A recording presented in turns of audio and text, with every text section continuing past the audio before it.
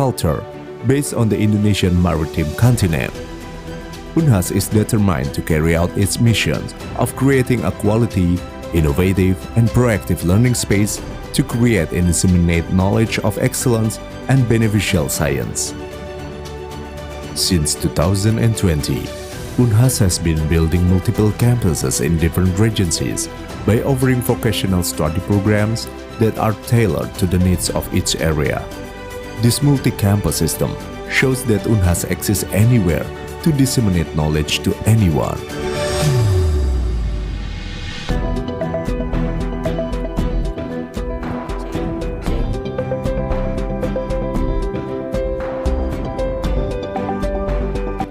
April 2022, the journey of Unhas was continuing by a new rector's mission to be more autonomous and a modern university in performing quality of education, research, community services, and good university governance.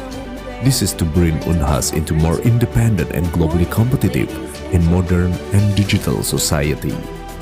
Unhas had launched new breakthrough episodes as the next steps of the journey to being an agile and adaptable university. These episodes are organizational strengthening, digital transformation, internationalization, autonomy of the university, healthy Unhas, and strengthening of human resource. To construct an adaptive and globally needs of learning space, Unhas has organized a diverse education and research infrastructure. Unhas has 17 faculties and schools with more than 200 of study programs. To support the learning process, Unhas provides high-quality facilities and equipped with advanced technology. Unhas Library with e-library service. Unhas Hospital, Dental Hospital, Marine Station in Baranglompo Island, Science Technopark and Teaching Industry, Laboratories standardized by ISO, Maiwa Breeding Center, Closed House and Animal Center, Unhas Hotel and Convention, Sport, Art, Culture Space Park, and other facilities that open for public. Unhas has long implemented Green Campus in its environment by maintaining green open space and become the city forest, which this is one of Unhas' role in actualizing green environment and reducing global warming. To support better educational services, Unhas is supported by quality and highly dedicated human resource. As of now, over 1,600 lecturers are teaching in Unhas. Among them are 256 professors, making it the institution with the highest numbers of professors in Indonesia. Besides, Unhas also employed 2,100 administration staff. Unhas' guidance in implementing the threefold missions of higher education is educational management with the main goal of acquiring knowledge and skills through a learning journey approach and to create learners who have the values of integrity, innovation, catalyst, and wisdom. Every year, Unhas accepts thousands of students from all levels and from various enrollment selections. As of today, more than 45,000 students are studying in Unhas, and they come from all regions of Indonesia.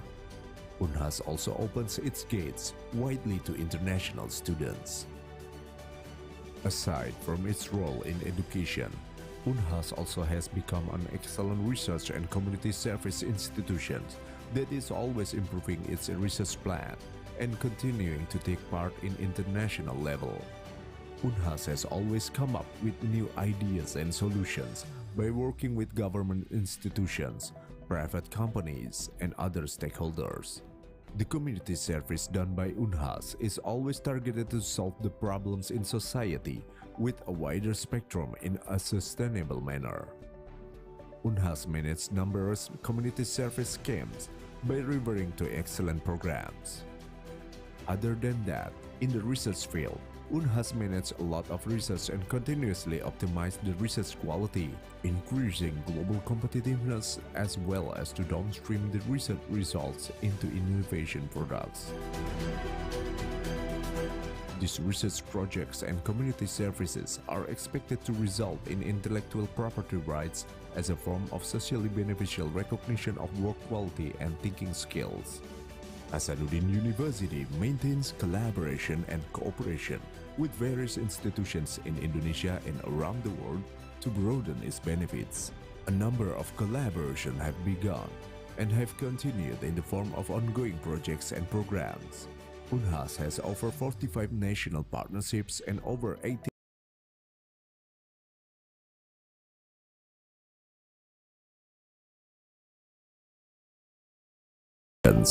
to become a world-class university.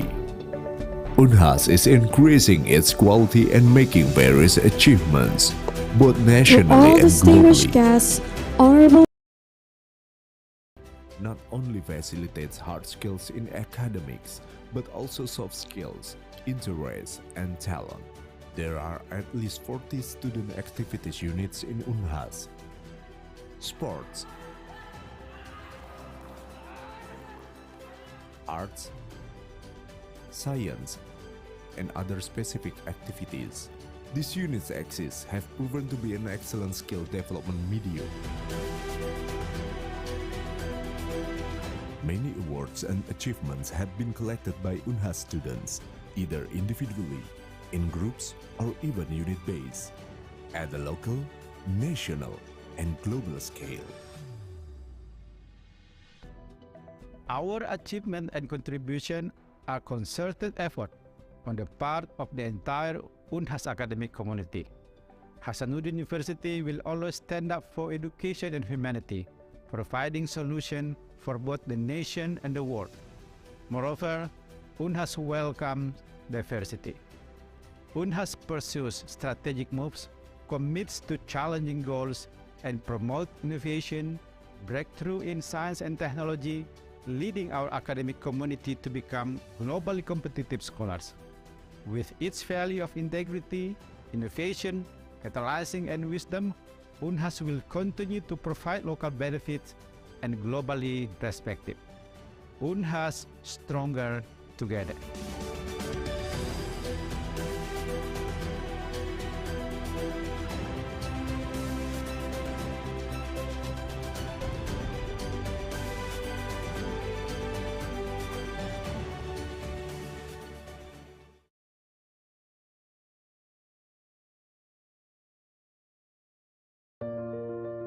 Di dunia ini, kita semua adalah bagian dari jaringan kehidupan. Kita adalah tetesan air dalam samudera yang tak berujung. Kebersamaan adalah dasar dari eksistensi kita. Dalam kebersamaan, kita menemukan kekuatan untuk mengatasi rintangan. Dengan semangat keberlanjutan, tanggung jawab kita untuk mempersiapkan generasi pemimpin yang akan datang.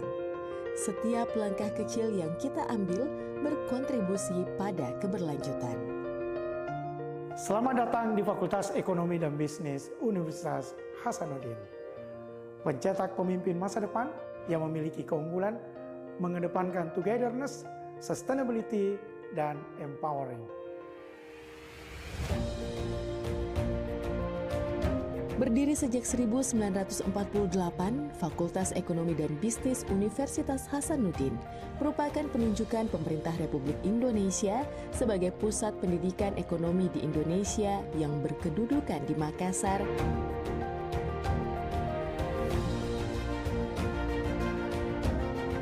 Fakultas Ekonomi dan Bisnis Universitas Hasanuddin merupakan fakultas ekonomi tertua di Indonesia yang ada sejak tahun 1948. Dengan visi menjadi fakultas ekonomi dan bisnis terkemuka, bereputasi internasional, yang berkelanjutan dan berkarakter benua maritim. Adapun misi yang kami emban adalah Fakultas Ekonomi dan Bisnis Unhas ikut berperan dalam menyiapkan sumber daya manusia unggul yang berkompeten, pemimpin masa depan yang memiliki karakter maritim, being knowledgeable dalam melakukan riset, pengembangan untuk membentuk ekonomi pengetahuan dalam bingkai togetherness. Visi dan misi hanya akan terwujud jika didukung oleh seluruh sivitas akademika Fakultas Ekonomi dan Bisnis Universitas Hasanuddin.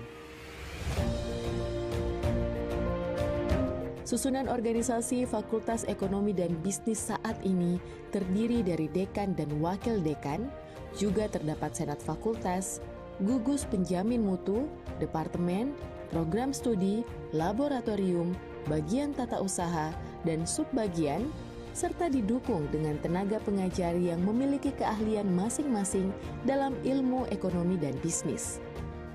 Adapun departemen serta program studi di Fakultas Ekonomi dan Bisnis Universitas Hasanuddin antara lain Departemen Ilmu Ekonomi dengan 1 prodi sarjana, 2 prodi magister, serta 1 prodi doktoral. Departemen Manajemen dengan 1 prodi sarjana, 2 prodi magister, serta 1 prodi doktoral. Departemen Akuntansi dengan 1 prodi sarjana, 1 prodi magister, 1 prodi doktoral, serta 1 program pendidikan profesi akuntansi. Magister Keuangan Daerah dengan 1 prodi magister keuangan mikro. Fakultas Ekonomi dan Bisnis Universitas Hasanuddin hingga saat ini telah memiliki 142 orang tenaga pendidik atau dosen yang terdiri atas 122 orang dosen yang berstatus pegawai negeri sipil, 4 orang dosen berstatus non-PNS tetap, 8 orang dosen non-PNS tidak tetap, dan 8 orang dosen non-PNS tidak tetap, luar biasa atau paripurna. Fakultas Ekonomi dan Bisnis Universitas Hasanuddin berfokus pada kesuksesan, di mana Anda akan mendapatkan pendidikan berkualitas tinggi yang memberikan landasan kuat dalam ilmu ekonomi dan bisnis. Dosen-dosen berpengalaman akan membimbing Anda melalui perjalanan akademik, membantu Anda memahami tren terkini dalam dunia bisnis.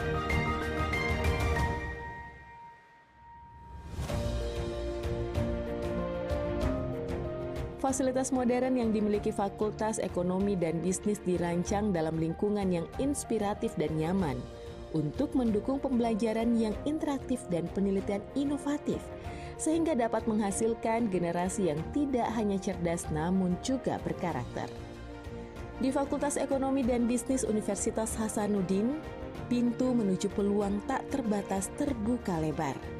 Tempat di mana visi bertemu dengan aksi dan potensi memiliki tempat untuk tumbuh. Kami memahami bahwa keberhasilan tidak hanya tentang pengetahuan, tetapi juga tentang jaringan dan keterampilan pribadi. Di FEB Unhas, Anda akan bergabung dengan komunitas yang mendukung pertumbuhan Anda. Kami mempersiapkan para pemimpin ekonomi di masa depan dengan semangat togetherness, sustainability, dan empowering.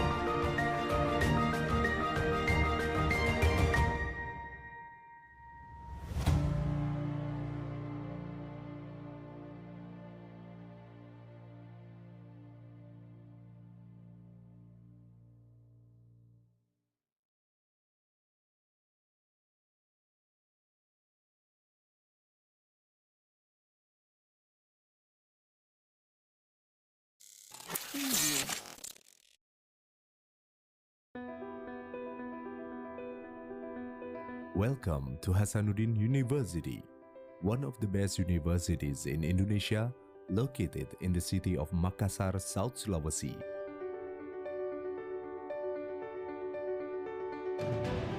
Officially inaugurated on September 10, 1956, Hasanuddin University has the vision to be the center of excellence in human development, science, technology, arts and culture, based on the Indonesian maritime continent.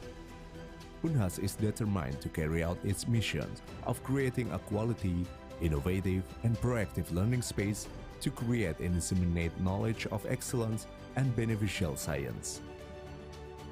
Since 2020, Unhas has been building multiple campuses in different regencies by offering vocational study programs that are tailored to the needs of each area. This multi-campus system shows that Unhas exists anywhere to disseminate knowledge to anyone.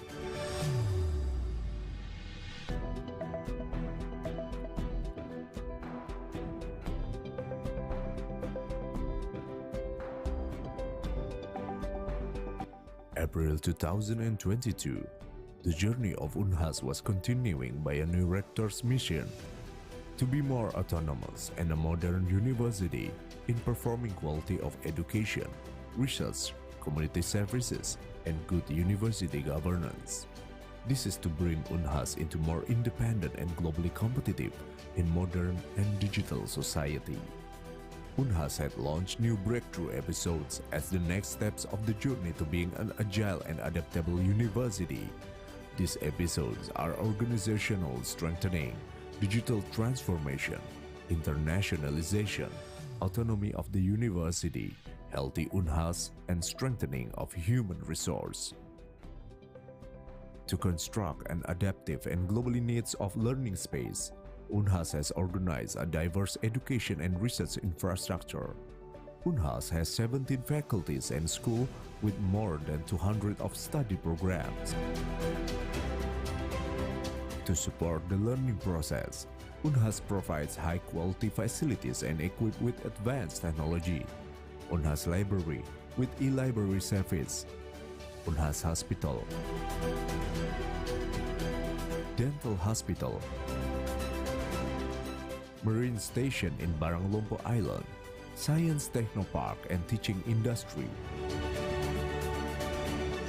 Laboratories standardized by ISO, Maiwa Breeding Center, Closed House and Animal Center, Unhas Hotel and Convention, Sport, Art, Culture Space Park, and other facilities that open for public.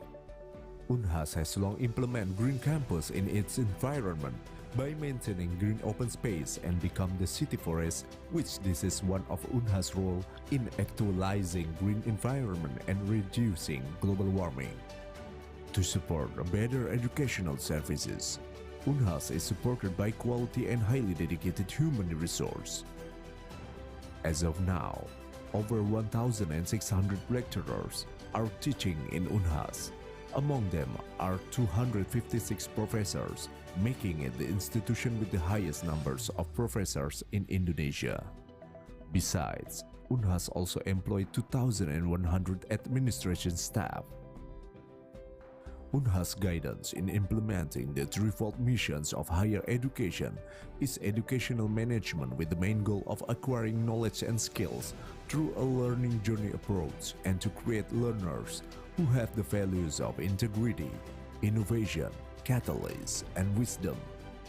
Every year, Unhas accepts thousands of students from all levels and from various enrollment selections.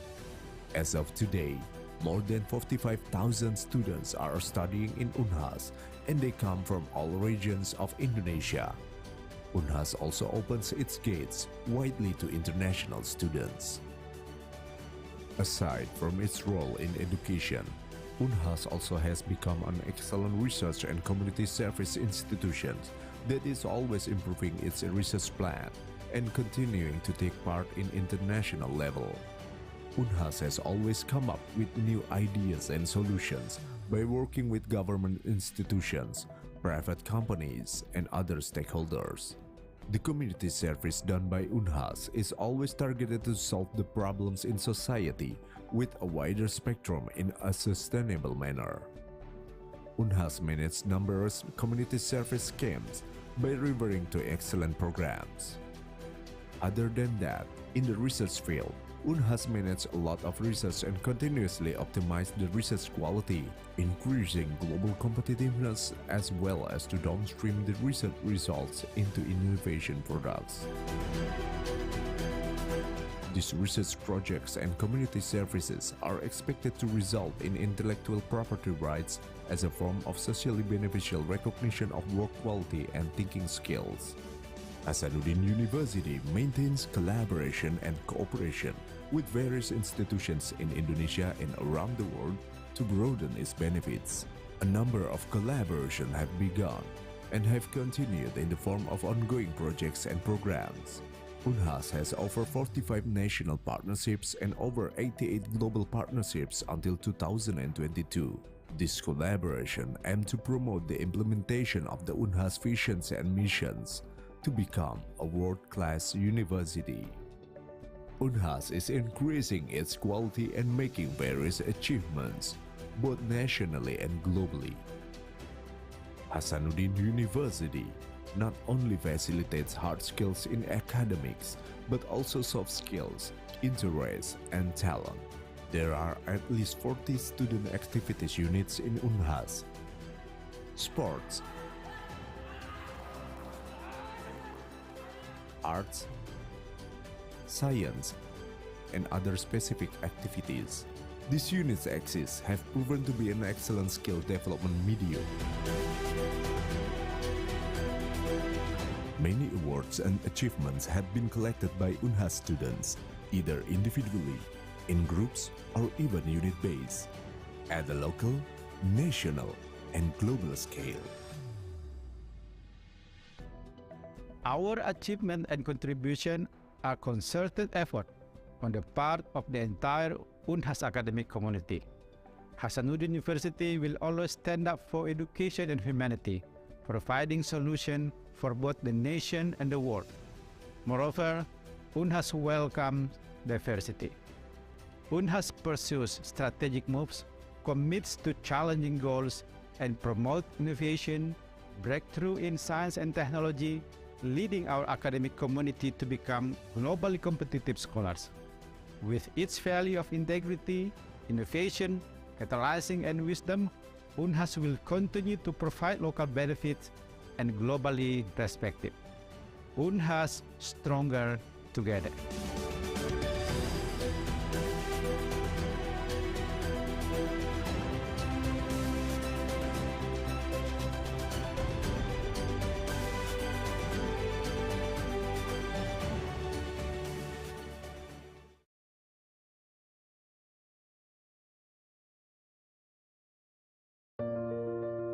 Di dunia ini, kita semua adalah bagian dari jaringan kehidupan.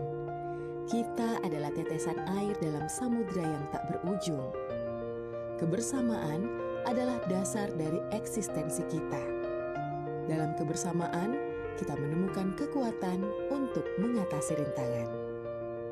Dengan semangat keberlanjutan, tanggung jawab kita untuk mempersiapkan generasi pemimpin yang akan datang. Setiap langkah kecil yang kita ambil berkontribusi pada keberlanjutan. Selamat datang di Fakultas Ekonomi dan Bisnis Universitas Hasanuddin. Pencetak pemimpin masa depan yang memiliki keunggulan, mengedepankan togetherness, sustainability, dan empowering.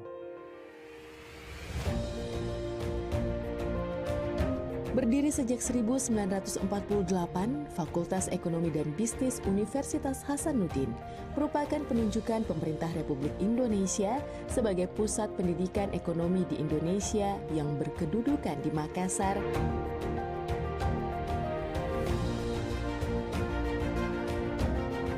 Fakultas Ekonomi dan Bisnis Universitas Hasanuddin merupakan fakultas ekonomi tertua di Indonesia yang ada sejak tahun 1948. Dengan visi menjadi fakultas ekonomi dan bisnis terkemuka, bereputasi internasional, yang berkelanjutan dan berkarakter benua maritim. Adapun misi yang kami emban adalah Fakultas Ekonomi dan Bisnis Unhas ikut berperan dalam menyiapkan sumber daya manusia unggul yang berkompeten, pemimpin masa depan yang memiliki karakter maritim, being knowledgeable dalam melakukan riset, pengembangan untuk membentuk ekonomi pengetahuan dalam bingkai togetherness. Visi dan misi hanya akan terwujud jika didukung oleh seluruh sivitas akademika Fakultas Ekonomi dan Bisnis Universitas Hasanuddin.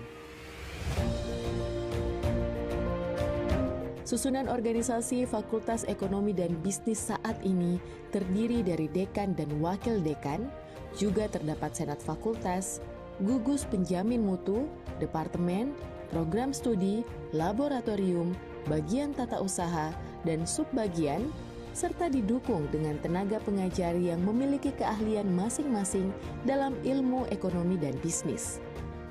Adapun departemen serta program studi di Fakultas Ekonomi dan Bisnis Universitas Hasanuddin antara lain Departemen Ilmu Ekonomi dengan 1 prodi sarjana, 2 prodi magister, serta 1 prodi doktoral. Departemen Manajemen dengan 1 prodi sarjana, 2 prodi magister, serta 1 prodi doktoral. Departemen Akuntansi dengan 1 prodi sarjana, 1 prodi magister, 1 prodi doktoral, serta 1 program pendidikan profesi akuntansi. Magister Keuangan Daerah dengan 1 prodi Magister Keuangan Mikro.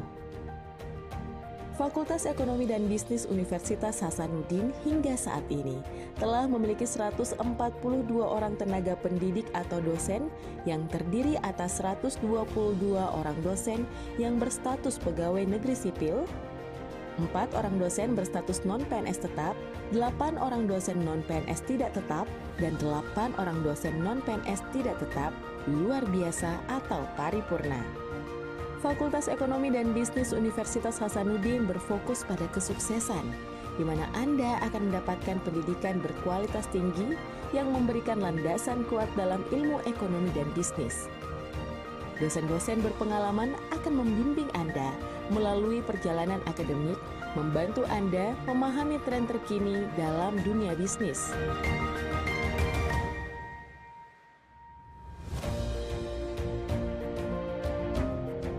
Fasilitas modern yang dimiliki Fakultas Ekonomi dan Bisnis dirancang dalam lingkungan yang inspiratif dan nyaman untuk mendukung pembelajaran yang interaktif dan penelitian inovatif, sehingga dapat menghasilkan generasi yang tidak hanya cerdas namun juga berkarakter.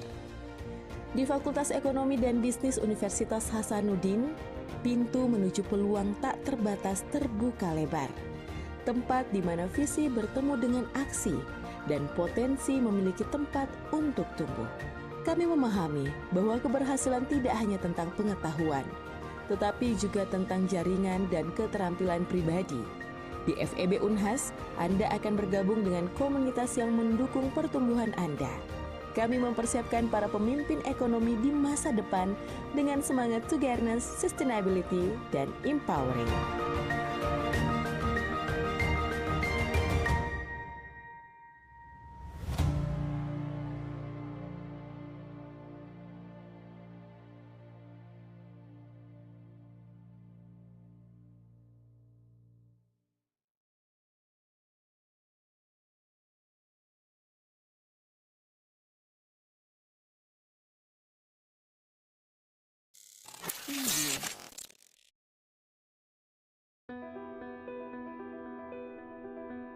Welcome to Hasanuddin University, one of the best universities in Indonesia, located in the city of Makassar, South Sulawesi.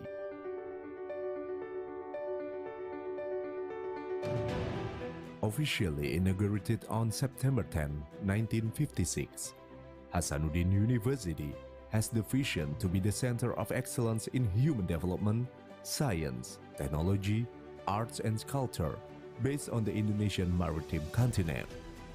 Unhas is determined to carry out its mission of creating a quality, innovative, and proactive learning space to create and disseminate knowledge of excellence and beneficial science.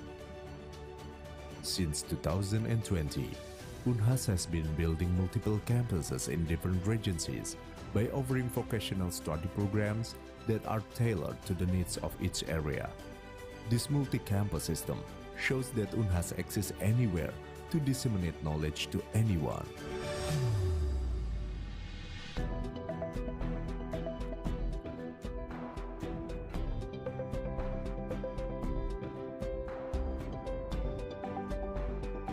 April 2022, the journey of Unhas was continuing by a new rector's mission to be more autonomous and a modern university in performing quality of education, research, community services, and good university governance. This is to bring Unhas into more independent and globally competitive in modern and digital society. Unhas had launched new breakthrough episodes as the next steps of the journey to being an agile and adaptable university. These episodes are organizational strengthening, digital transformation, internationalization, autonomy of the university, healthy Unhas, and strengthening of human resource. To construct an adaptive and globally needs of learning space, Unhas has organized a diverse education and research infrastructure. Unhas has 17 faculties and schools with more than 200 of study programs. To support the learning process, Unhas provides high-quality facilities and equipped with advanced technology. Unhas Library with e-library service. Unhas Hospital. Dental Hospital. Marine Station in Baranglompo Island. Science Technopark and Teaching Industry. Laboratories standardized by ISO. Maiwa Breeding Center. Closed House and Animal Center. Unhas Hotel and Convention. Sport, Art, Culture Space Park, and other facilities that open for public. Unhas has long implemented Green Campus in its environment by maintaining green open space and become the city forest, which this is one of Unhas' role in actualizing green environment and reducing global warming. To support better educational services, Unhas is supported by quality and highly dedicated human resource. As of now, over 1,600 lecturers are teaching in Unhas. Among them are 256 professors, making it the institution with the highest numbers of professors in Indonesia. Besides, Unhas also employed 2,100 administration staff. Unhas' guidance in implementing the threefold missions of higher education is educational management with the main goal of acquiring knowledge and skills through a learning journey approach and to create learners who have the values of integrity, innovation, catalyst, and wisdom. Every year, Unhas accepts thousands of students from all levels and from various enrollment selections. As of today, more than 45,000 students are studying in Unhas, and they come from all regions of Indonesia. Unhas also opens its gates widely to international students. Aside from its role in education, Unhas also has become an excellent research and community service institution that is always improving its research plan and continuing to take part in international level. Unhas has always come up with new ideas and solutions by working with government institutions, private companies, and other stakeholders. The community service done by Unhas is always targeted to solve the problems in society with a wider spectrum in a sustainable manner. Unhas manages numerous community service schemes by referring to excellent programs. Other than that, in the research field, Unhas manages a lot of research and continuously optimize the research quality, increasing global competitiveness as well as to downstream the research results into innovation products. These research projects and community services are expected to result in intellectual property rights as a form of socially beneficial recognition of work quality and thinking skills.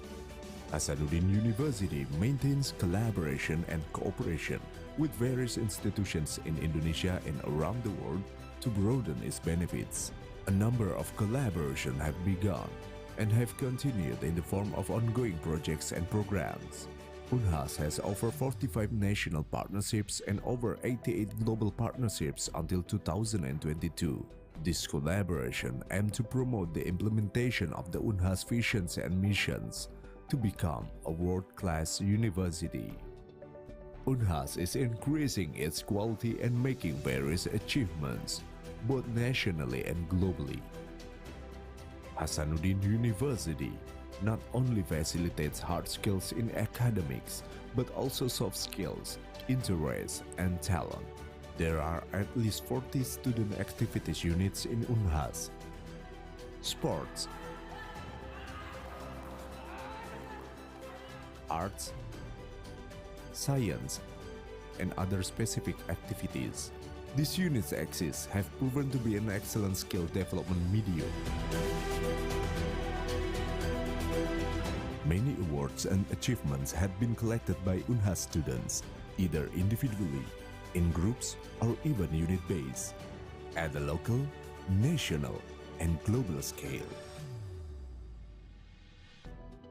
Our achievement and contribution are concerted effort on the part of the entire Unhas academic community. Hasanuddin University will always stand up for education and humanity, providing solutions for both the nation and the world. Moreover, UNHAS welcomes diversity. UNHAS pursues strategic moves, commits to challenging goals, and promotes innovation, breakthrough in science and technology, leading our academic community to become globally competitive scholars. With its value of integrity, innovation, catalyzing, and wisdom, UNHAS will continue to provide local benefits and globally respected. UNHAS stronger together.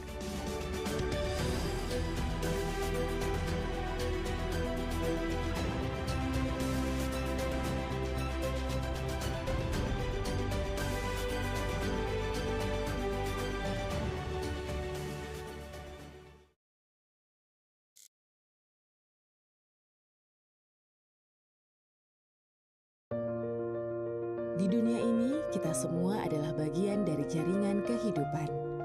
Kita adalah tetesan air dalam samudra yang tak berujung. Kebersamaan adalah dasar dari eksistensi kita.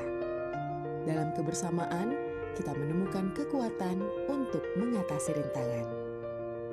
Dengan semangat keberlanjutan, tanggung jawab kita untuk mempersiapkan generasi pemimpin yang akan datang. Setiap langkah kecil yang kita ambil berkontribusi pada keberlanjutan. Selamat datang di Fakultas Ekonomi dan Bisnis Universitas Hasanuddin. Pencetak pemimpin masa depan yang memiliki keunggulan, mengedepankan togetherness, sustainability, dan empowering. Berdiri sejak 1948, Fakultas Ekonomi dan Bisnis Universitas Hasanuddin merupakan penunjukan pemerintah Republik Indonesia sebagai pusat pendidikan ekonomi di Indonesia yang berkedudukan di Makassar.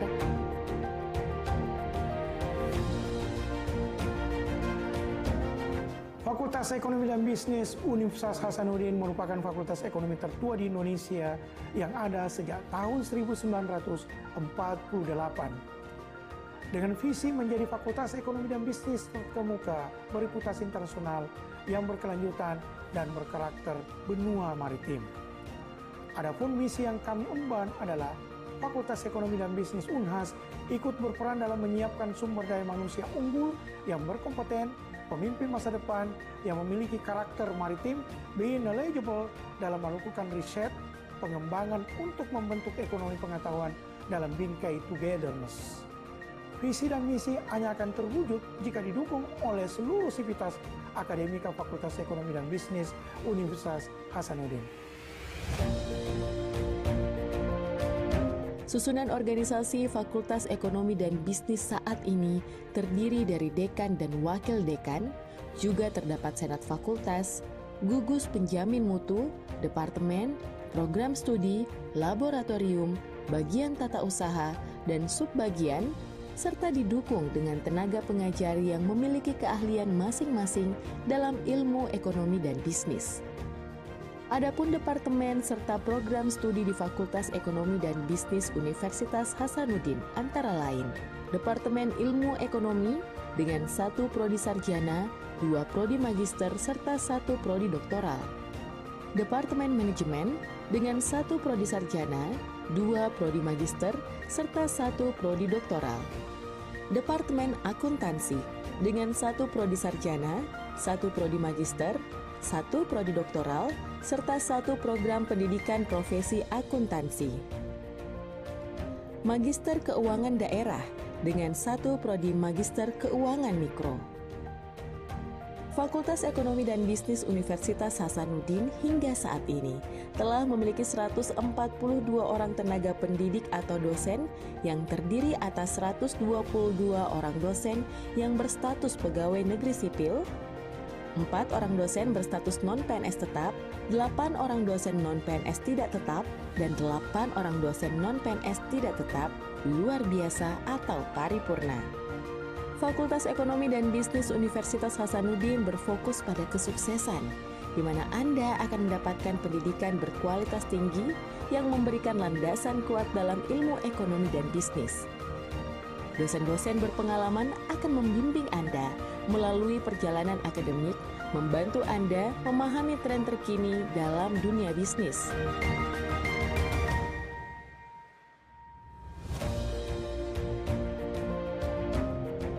Fasilitas modern yang dimiliki Fakultas Ekonomi dan Bisnis dirancang dalam lingkungan yang inspiratif dan nyaman untuk mendukung pembelajaran yang interaktif dan penelitian inovatif, sehingga dapat menghasilkan generasi yang tidak hanya cerdas namun juga berkarakter. Di Fakultas Ekonomi dan Bisnis Universitas Hasanuddin, pintu menuju peluang tak terbatas terbuka lebar. Tempat di mana visi bertemu dengan aksi dan potensi memiliki tempat untuk tumbuh. Kami memahami bahwa keberhasilan tidak hanya tentang pengetahuan, tetapi juga tentang jaringan dan keterampilan pribadi. Di FEB Unhas, Anda akan bergabung dengan komunitas yang mendukung pertumbuhan Anda. Kami mempersiapkan para pemimpin ekonomi di masa depan dengan semangat togetherness, sustainability, dan empowering.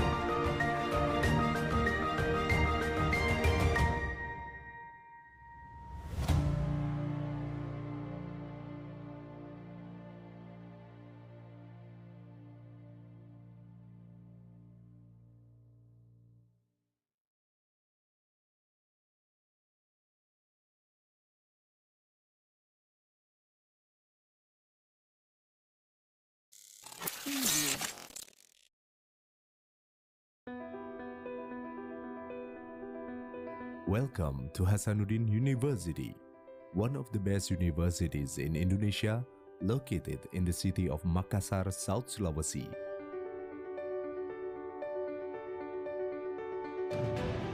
Officially inaugurated on September 10, 1956, Hasanuddin University has the vision to be the center of excellence in human development, science, technology, arts and culture, based on the Indonesian maritime continent.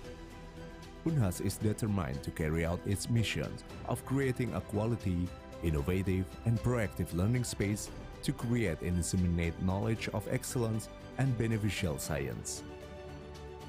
Since 2020, Unhas has been building multiple campuses in different regencies by offering vocational study programs that are tailored to the needs of each area. This multi-campus system shows that Unhas exists anywhere to disseminate knowledge to anyone.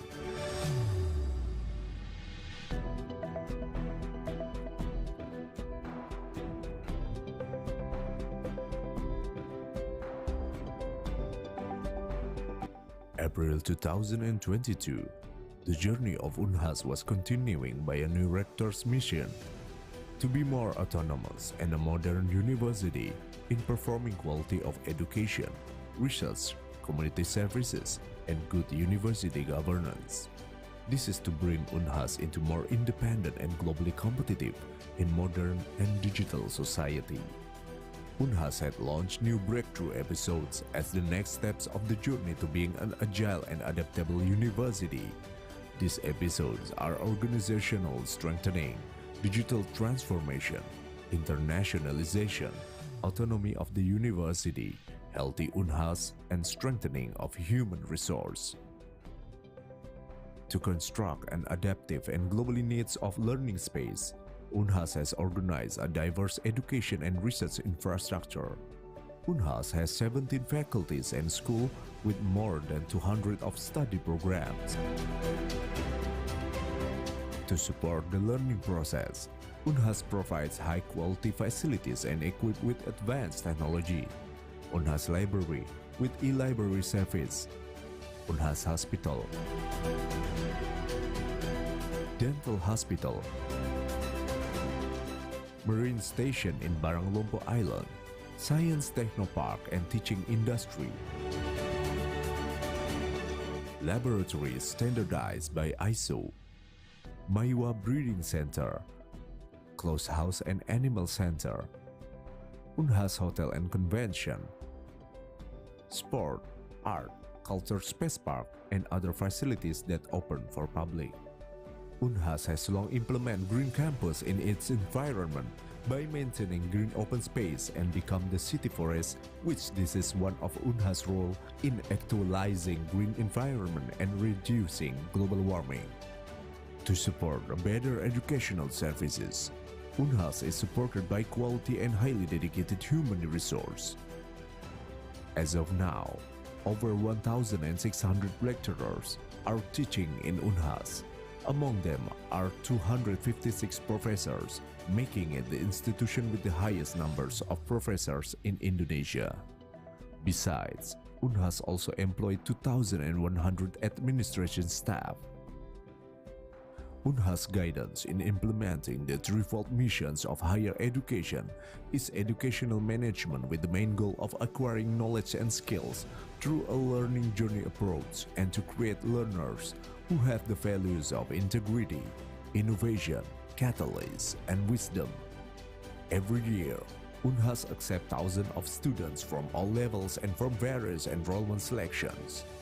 As of today, more than 45,000 students are studying in Unhas, and they come from all regions of Indonesia. Unhas also opens its gates widely to international students. Aside from its role in education, Unhas also has become an excellent research and community service institution that is always improving its research plan and continuing to take part in international level. Unhas has always come up with new ideas and solutions by working with government institutions, private companies, and other stakeholders. The community service done by Unhas is always targeted to solve the problems in society with a wider spectrum in a sustainable manner. Unhas manages numerous community service schemes by referring to excellent programs. Other than that, in the research field, Unhas manages a lot of research and continuously optimize the research quality, increasing global competitiveness as well as to downstream the research results into innovation products. These research projects and community services are expected to result in intellectual property rights as a form of socially beneficial recognition of work quality and thinking skills.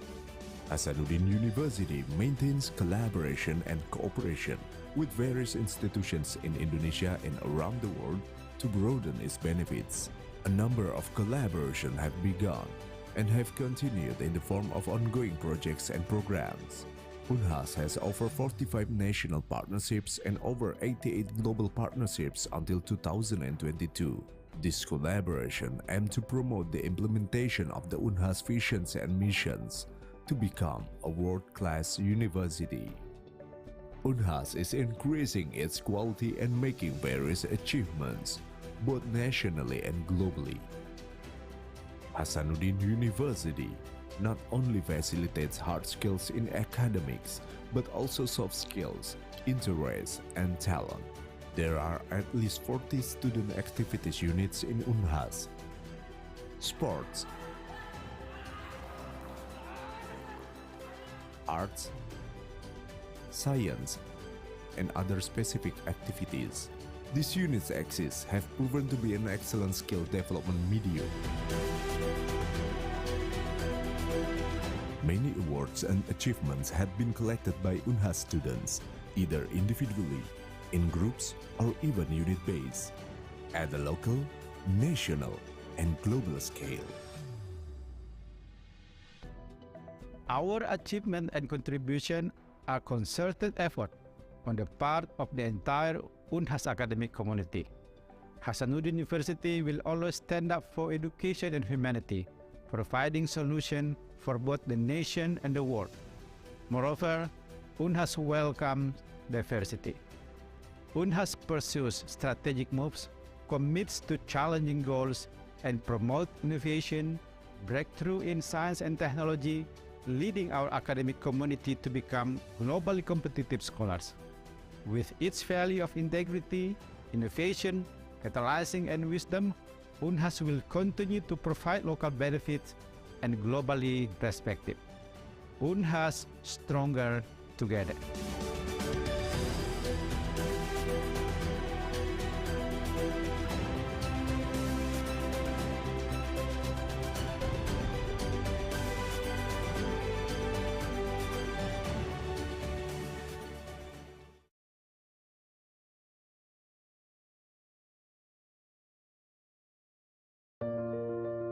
Di dunia ini, kita semua adalah bagian dari jaringan kehidupan. Kita adalah tetesan air dalam samudra yang tak berujung. Kebersamaan adalah dasar dari eksistensi kita. Dalam kebersamaan, kita menemukan kekuatan untuk mengatasi rintangan. Dengan semangat keberlanjutan, tanggung jawab kita untuk mempersiapkan generasi pemimpin yang akan datang. Setiap langkah kecil yang kita ambil berkontribusi pada keberlanjutan. Selamat datang di Fakultas Ekonomi dan Bisnis Universitas Hasanuddin. Pencetak pemimpin masa depan yang memiliki keunggulan, mengedepankan togetherness, sustainability, dan empowering. Berdiri sejak 1948, Fakultas Ekonomi dan Bisnis Universitas Hasanuddin merupakan penunjukan pemerintah Republik Indonesia sebagai pusat pendidikan ekonomi di Indonesia yang berkedudukan di Makassar.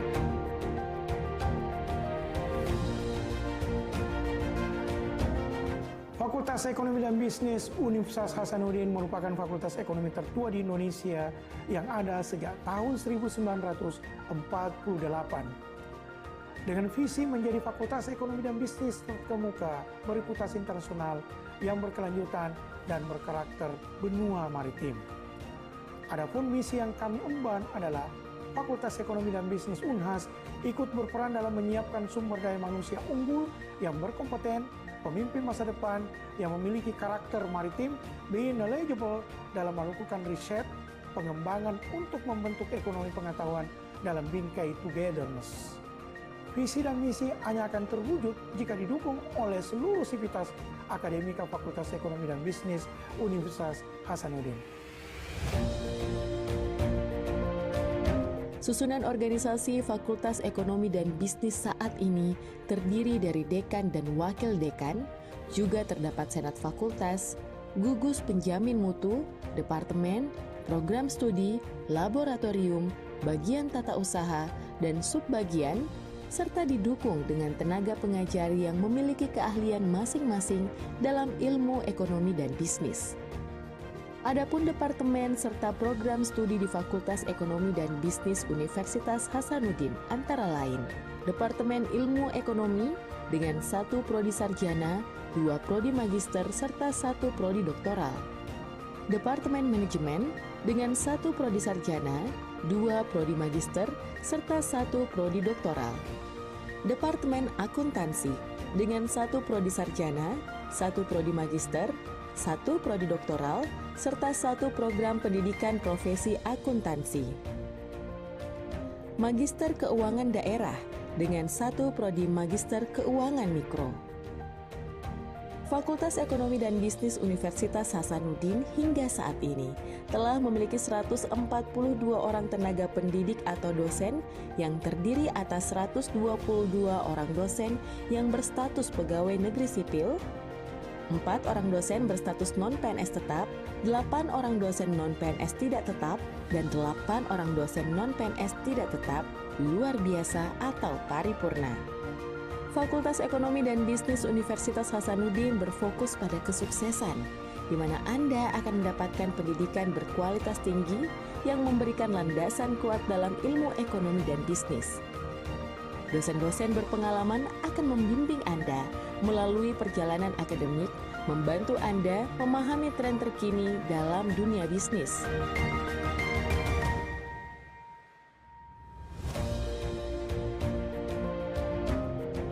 Fasilitas modern yang dimiliki Fakultas Ekonomi dan Bisnis dirancang dalam lingkungan yang inspiratif dan nyaman untuk mendukung pembelajaran yang interaktif dan penelitian inovatif, sehingga dapat menghasilkan generasi yang tidak hanya cerdas namun juga berkarakter.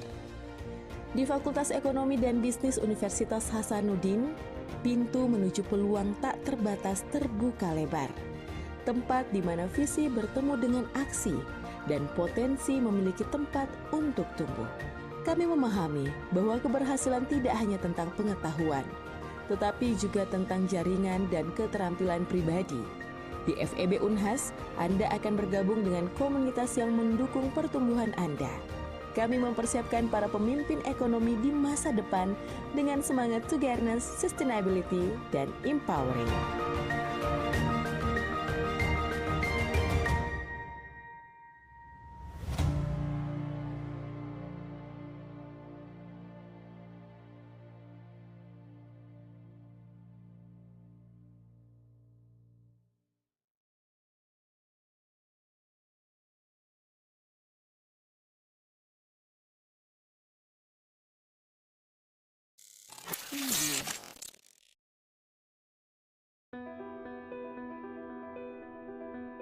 Welcome to Hasanuddin University, one of the best universities in Indonesia, located in the city of Makassar, South Sulawesi.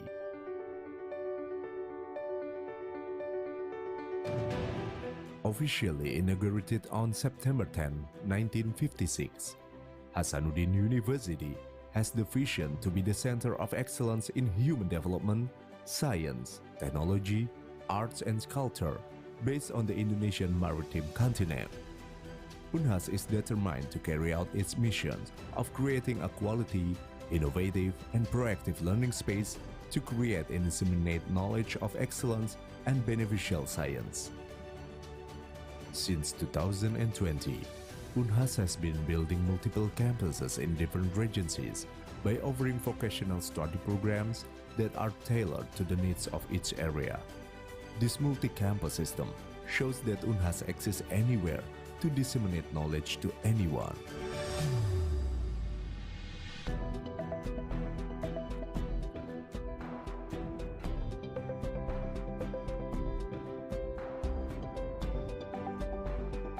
April 2022, the journey of UNHAS was continuing by a new rector's mission to be more autonomous and a modern university in performing quality of education, research, community services, and good university governance. This is to bring UNHAS into more independent and globally competitive in modern and digital society. UNHAS had launched new breakthrough episodes as the next steps of the journey to being an agile and adaptable university. These episodes are organizational strengthening, digital transformation, internationalization, autonomy of the university, healthy UNHAS, and strengthening of human resource. To construct an adaptive and globally needs of learning space, UNHAS has organized a diverse education and research infrastructure. UNHAS has 17 faculties and schools with more than 200 of study programs. To support the learning process, UNHAS provides high-quality facilities and equipped with advanced technology. UNHAS Library with e-library service. UNHAS Hospital. Dental Hospital. Marine Station in Baranglompo Island. Science Technopark and Teaching Industry. Laboratories standardized by ISO. Maiwa Breeding Center. Closed House and Animal Center, UNHAS Hotel and Convention, Sport, Art, Culture Space Park, and other facilities that open for public. UNHAS has long implemented Green Campus in its environment by maintaining green open space and become the city forest, which this is one of UNHAS' role in actualizing green environment and reducing global warming. To support better educational services, UNHAS is supported by quality and highly dedicated human resource. As of now, over 1,600 lecturers are teaching in UNHAS. Among them are 256 professors, making it the institution with the highest numbers of professors in Indonesia. Besides, UNHAS also employed 2,100 administration staff. UNHAS guidance in implementing the threefold missions of higher education is educational management with the main goal of acquiring knowledge and skills through a learning journey approach and to create learners who have the values of integrity, innovation, catalyst, and wisdom. Every year, UNHAS accepts thousands of students from all levels and from various enrollment selections. As of today, More than 45,000 students are studying in Unhas, and they come from all regions of Indonesia. Unhas also opens its gates widely to international students. Aside from its role in education, Unhas also has become an excellent research and community service institution that is always improving its research plan and continuing to take part in international level. Unhas has always come up with new ideas and solutions by working with government institutions, private companies, and other stakeholders. The community service done by Unhas is always targeted to solve the problems in society with a wider spectrum in a sustainable manner.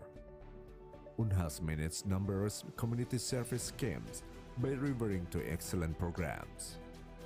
Other than that, in the research field, Unhas manages a lot of research and continuously optimize the research quality, increasing global competitiveness as well as to downstream the research results into innovation products. These research projects and community services are expected to result in intellectual property rights as a form of socially beneficial recognition of work quality and thinking skills. Hasanuddin University maintains collaboration and cooperation with various institutions in Indonesia and around the world to broaden its benefits. A number of collaborations have begun and have continued in the form of ongoing projects and programs. Unhas has over 45 national partnerships and over 88 global partnerships until 2022. This collaboration aims to promote the implementation of the Unhas visions and missions to become a world-class university. Unhas is increasing its quality and making various achievements, both nationally and globally. Hasanuddin University not only facilitates hard skills in academics, but also soft skills, interests, and talent. There are at least 40 student activities units in Unhas. Sports, arts, science, and other specific activities. These units exist have proven to be an excellent skill development medium. Many awards and achievements have been collected by Unhas students, either individually, in groups, or even unit-based, at the local, national, and global scale. Our achievement and contribution are concerted effort on the part of the entire Unhas academic community. Hasanuddin University will always stand up for education and humanity, providing solutions for both the nation and the world. Moreover, Unhas welcomes diversity. Unhas pursues strategic moves, commits to challenging goals, and promotes innovation, breakthrough in science and technology, leading our academic community to become globally competitive scholars. With its value of integrity, innovation, catalyzing, and wisdom, Unhas will continue to provide local benefits and globally respected. Unhas stronger together.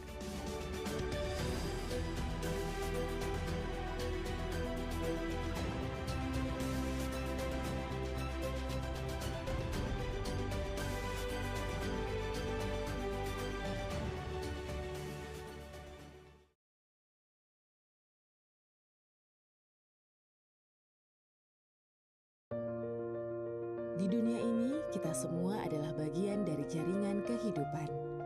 Kita adalah tetesan air dalam samudra yang tak berujung. Kebersamaan adalah dasar dari eksistensi kita. Dalam kebersamaan, kita menemukan kekuatan untuk mengatasi rintangan. Dengan semangat keberlanjutan, tanggung jawab kita untuk mempersiapkan generasi pemimpin yang akan datang. Setiap langkah kecil yang kita ambil berkontribusi pada keberlanjutan. Selamat datang di Fakultas Ekonomi dan Bisnis Universitas Hasanuddin. Pencetak pemimpin masa depan yang memiliki keunggulan, mengedepankan togetherness, sustainability, dan empowering. Berdiri sejak 1948, Fakultas Ekonomi dan Bisnis Universitas Hasanuddin merupakan penunjukan pemerintah Republik Indonesia sebagai pusat pendidikan ekonomi di Indonesia yang berkedudukan di Makassar.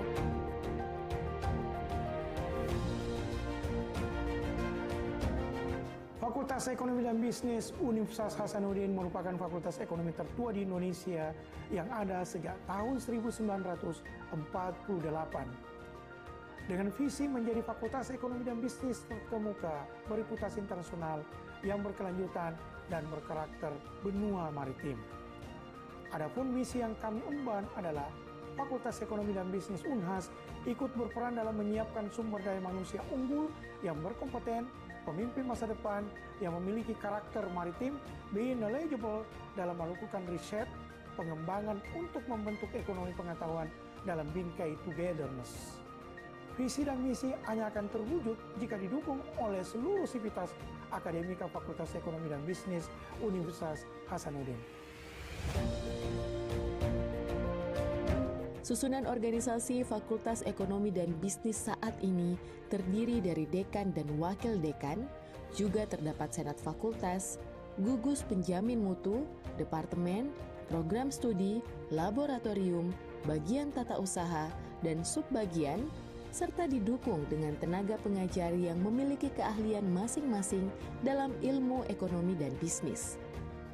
Adapun departemen serta program studi di Fakultas Ekonomi dan Bisnis Universitas Hasanuddin antara lain Departemen Ilmu Ekonomi dengan 1 prodi sarjana, 2 prodi magister serta 1 prodi doktoral. Departemen Manajemen dengan 1 prodi sarjana, 2 prodi magister serta 1 prodi doktoral. Departemen Akuntansi dengan 1 prodi sarjana, 1 prodi magister, 1 prodi doktoral, serta 1 program pendidikan profesi akuntansi. Magister Keuangan Daerah dengan 1 prodi Magister Keuangan Mikro.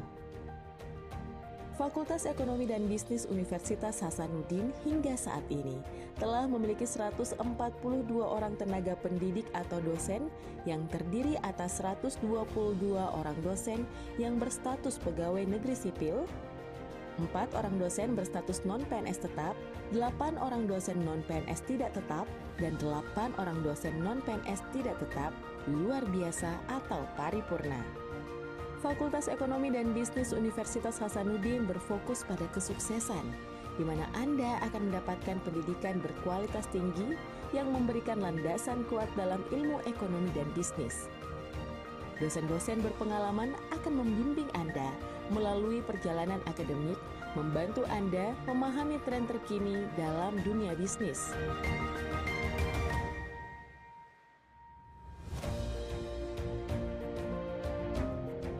Fasilitas modern yang dimiliki Fakultas Ekonomi dan Bisnis dirancang dalam lingkungan yang inspiratif dan nyaman untuk mendukung pembelajaran yang interaktif dan penelitian inovatif, sehingga dapat menghasilkan generasi yang tidak hanya cerdas namun juga berkarakter.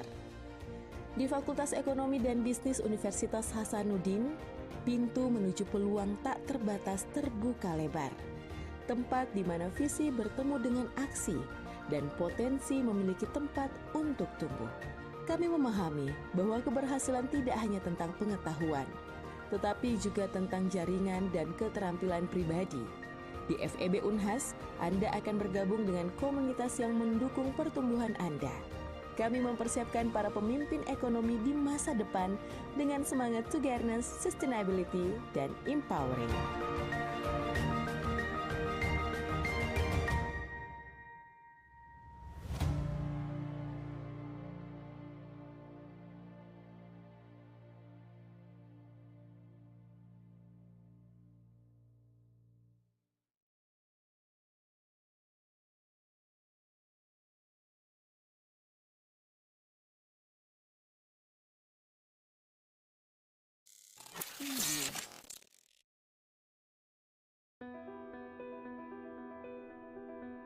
Welcome to Hasanuddin University, one of the best universities in Indonesia, located in the city of Makassar, South Sulawesi.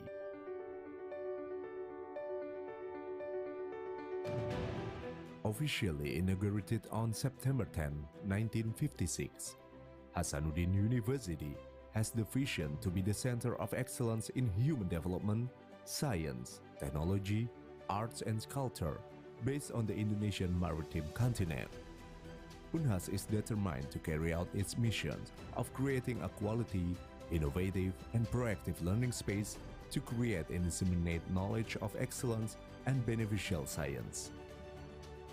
Since 2020, Unhas has been building multiple campuses in different regencies by offering vocational study programs that are tailored to the needs of each area. This multi-campus system shows that Unhas exists anywhere to disseminate knowledge to anyone.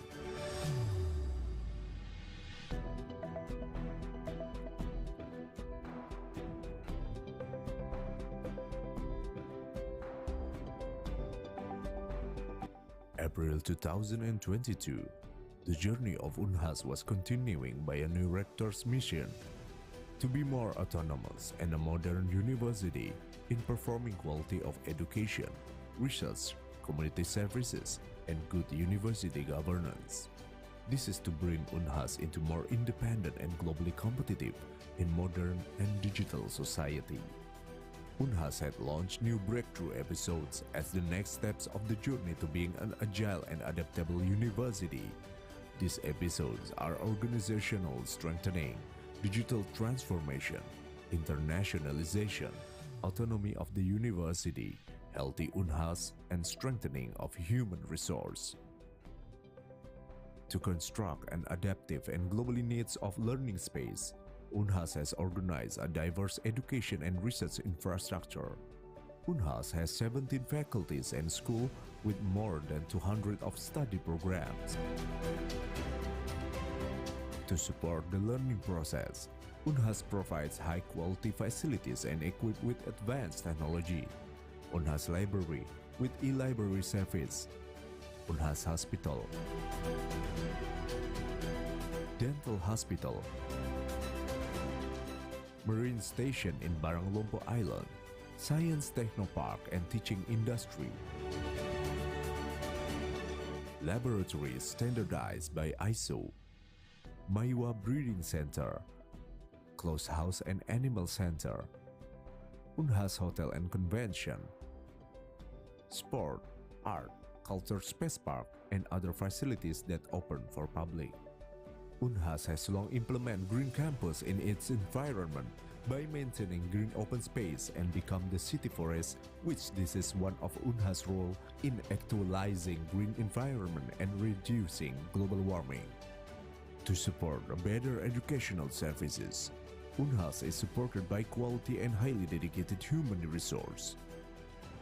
As of now, over 1,600 lecturers are teaching in Unhas. Among them are 256 professors, making it the institution with the highest numbers of professors in Indonesia. Besides, Unhas also employed 2,100 administration staff. Unhas' guidance in implementing the threefold missions of higher education is educational management with the main goal of acquiring knowledge and skills through a learning journey approach and to create learners who have the values of integrity, innovation, catalyst, and wisdom. Every year, Unhas accepts thousands of students from all levels and from various enrollment selections. As of today, more than 45,000 students are studying in Unhas, and they come from all regions of Indonesia. Unhas also opens its gates widely to international students. Aside from its role in education, Unhas also has become an excellent research and community service institution that is always improving its research plan and continuing to take part in international level. Unhas has always come up with new ideas and solutions by working with government institutions, private companies, and other stakeholders. The community service done by Unhas is always targeted to solve the problems in society with a wider spectrum in a sustainable manner.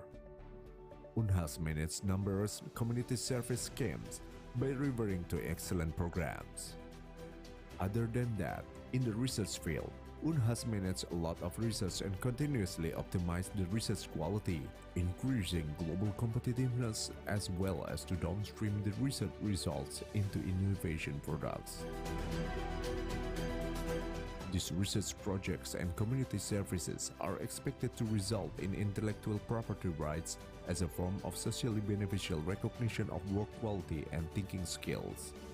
Hasanuddin University maintains collaboration and cooperation with various institutions in Indonesia and around the world to broaden its benefits. A number of collaborations have begun and have continued in the form of ongoing projects and programs. Unhas has over 45 national partnerships and over 88 global partnerships until 2022. This collaboration aims to promote the implementation of the Unhas visions and missions to become a world-class university. Unhas is increasing its quality and making various achievements, both nationally and globally. Hasanuddin University not only facilitates hard skills in academics, but also soft skills, interests, and talent. There are at least 40 student activities units in Unhas. Sports, arts, science, and other specific activities. These units exist have proven to be an excellent skill development medium. Many awards and achievements have been collected by Unhas students, either individually, in groups, or even unit-based. At the local,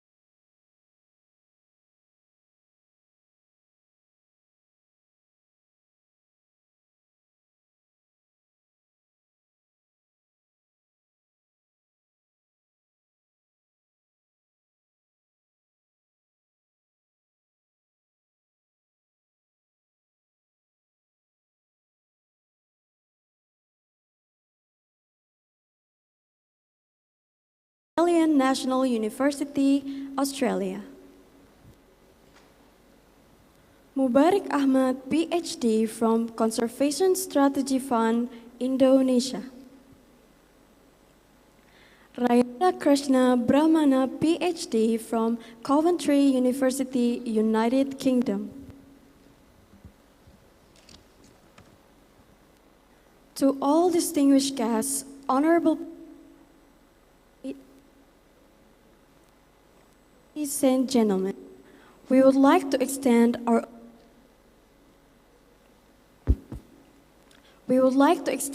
appreciation for your presence for today.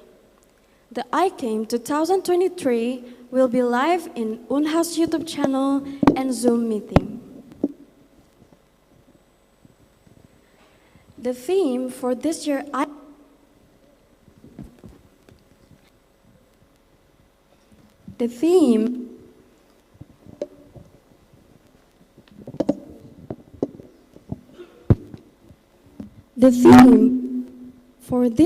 ICAME is Establishing Inclusive Economy and Business. Excellencies, distinguished guests, honorable participant, ladies and gentlemen, before we proceed to ICAME welcoming ceremony, let us take a moment for opening prayer, which will be delivered by Mr. Ilya Ulumuddin.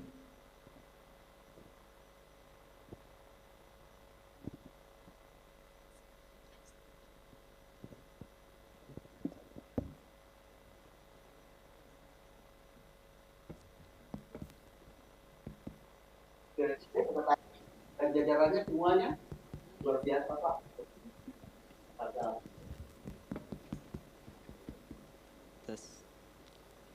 Assalamualaikum warahmatullahi wabarakatuh. Ladies and gentlemen, let us bow our head for a moment, pray to God Allah Subhanahu wa Ta'ala so that our international conference can be precious to all of us. I will lead this prayer based on the teaching of Islam, and those who are not Muslims, you are pleased to pray according to each of your beliefs. Bismillahirrahmanirrahim. Alhamdulillahi rabbil alamin. Hamdan yuafi ni'amahu wa yukafi mazidah. Ya Rabbana lakal hamdu kama yanbaghi li jalali wajhikal karimi wa azimi sultanik. Allahumma inna nas'aluka salamatan fid din wa afiyatan fil jasad wa ziyatan fil ilmi wa barakatan fil rizqi wa taubatan qabla al maut wa rahmatan indal maut wa maghfiratan ba'dal maut. Allahumma ighfir lana wa liwalidayna wa lil muslimina wal muslimat wal mu'minina wal mu'minat al ahya'i minhum wal amwat innaka antas samiul qaribul mujibud da'awati ya qadiyal hajat. Ya Allah, today with this day, November 22nd, 2023, in this beautiful place, we gather here to bring about an international conference on accounting, management, and economic, ICAME. The theme is Establishing Inclusive Economy and Business. Make this international conference as an useful science assembly, as a medium of sharing useful ideas, knowledge and experience of scholars, researchers, and students of various disciplines. May the conference we organize today benefit to our lives, broaden our knowledge, shine our ideas, and lead us to be successful, productive person, which in turn will boost dignity of our nation. Ya Allah, guide and bless our heart and our minds with the light of your guidance. Impart your supreme wisdom upon our activities. Help us to speak our minds clearly. Help us to listen to each other, respect each other, love each other, so that we're included to the best persons. Ya Allah, protect us from unintended temptation, show us the right path, and give us knowledge and strength to perform good things. Equally, show us and make it clear the bad things, and give us knowledge and strength to avoid them. Ya Allah, you're the one who can fulfill our prayers.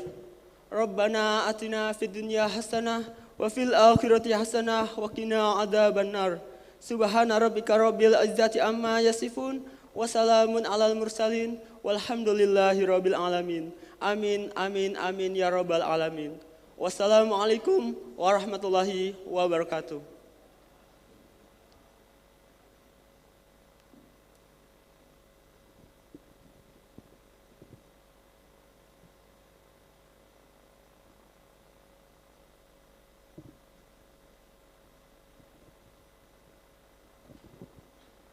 Excellencies, distinguished guests, honorable participants, ladies and gentlemen.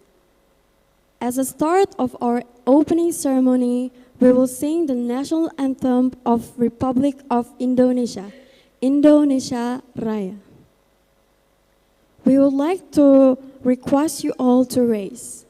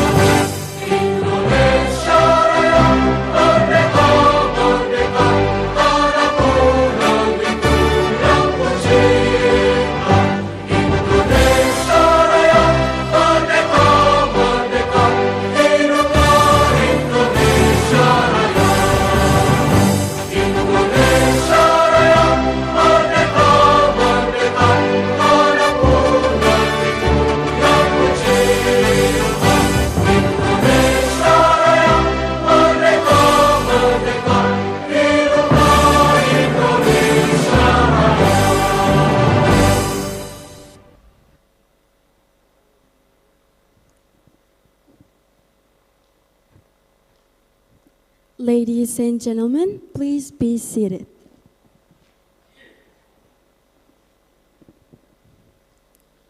Excellencies, distinguished guests, honorable participants, ladies and gentlemen.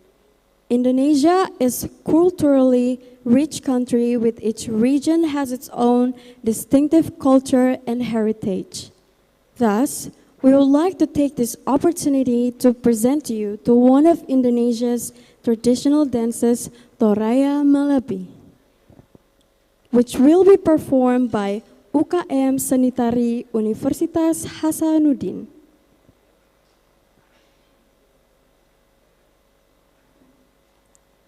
Toraya Malabi is a dance that originates from Tanah Toraja Regency. It's one of the region in South Sulawesi. This dance is about the tradition of worship or thanksgiving, which is also called Rambu Tuka. Please welcome UKM Seni Tari Universitas Hasanuddin.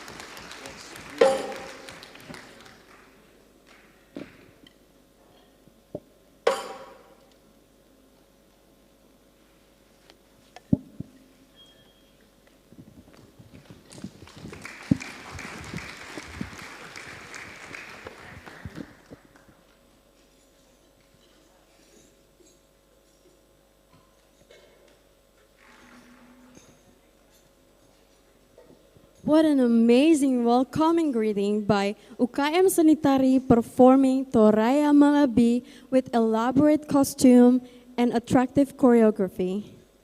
The dance has brought an energetic ambience to our opening ceremony this morning.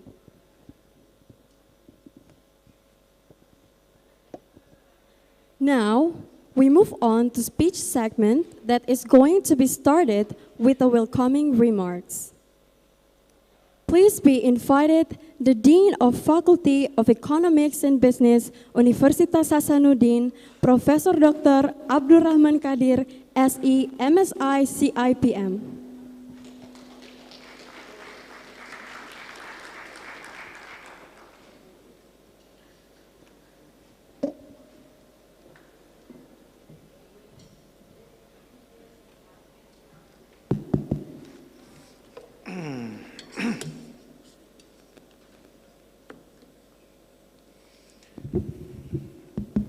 Bismillahirrahmanirrahim.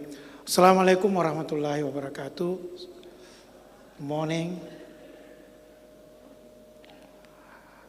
The Honorable Secretary of University Hasanuddin, Profesor Sumbangan Baja, PhD. The Honorable Professor Dato Dr. Muhammad Saleh from Universitas Kebangsaan Malaysia. The Honorable Mr. Arianto Patundru from the Australian National University. The Honorable Mr. Mubarak Ahmad, PhD from Conservation Strategy Fund Indonesia. The Honorable Mr. Arayanda Haresna Brahmana, PhD from Coventry University, United Kingdom.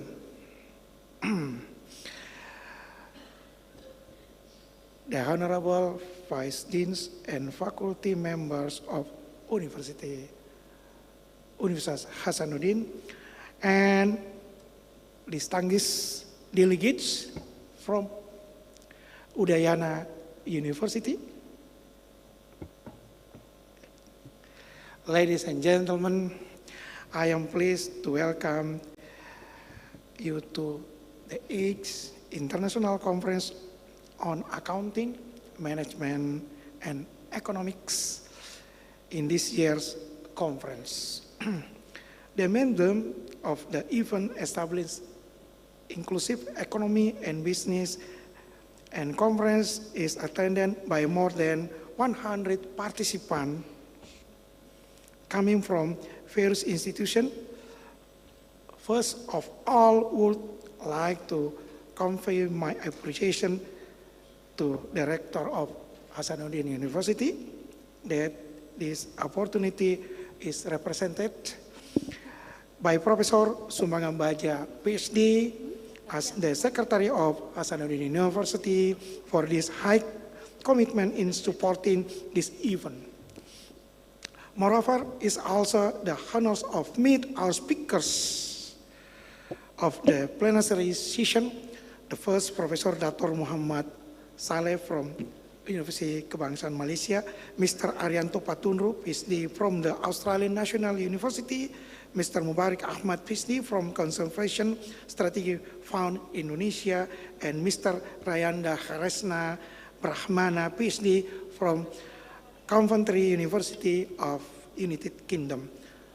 I also highly appreciate delegates from Udayana University for being our co-host in this year.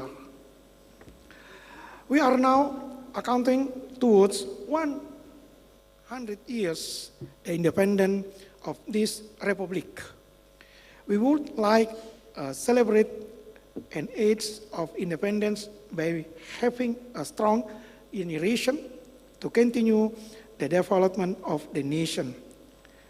This is what we are now as all called Goal Indonesia 2045.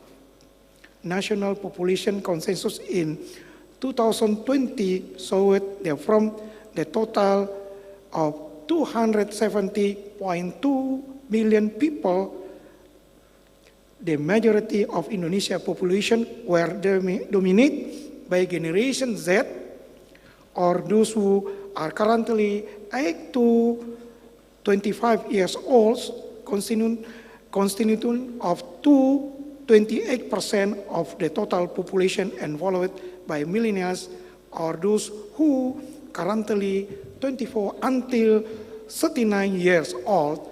They account for 26% of the citizens.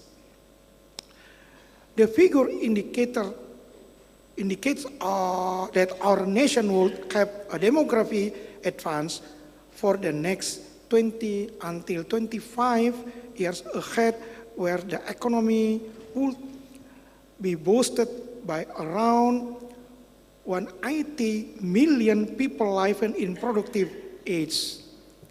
However, this promising sign of opportunity can only be achieved in the future generation can be protected from the evil of poverty, hunger, and multi-nutrition to steal away the fruitful generation of our country. According to the survey conducted by Ministry of Health, the stunting prevalence rate in Indonesia has declined from 24.4% in 2020 to 21.6%, stunting prevalence to 40%. Stunting could be a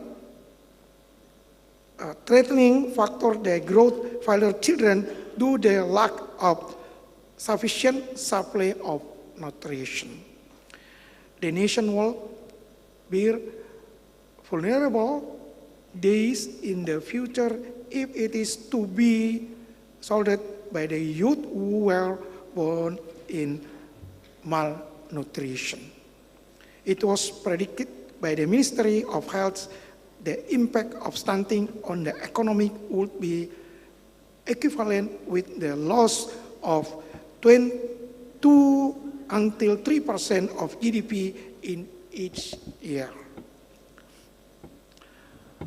As a leading university in Indonesia, Universitas Hasanuddin, UNHAS, will improve and play an important role in the national agenda to promote the inclusive economy, through collaboration in research and scientific development from various academic disciplines in the university.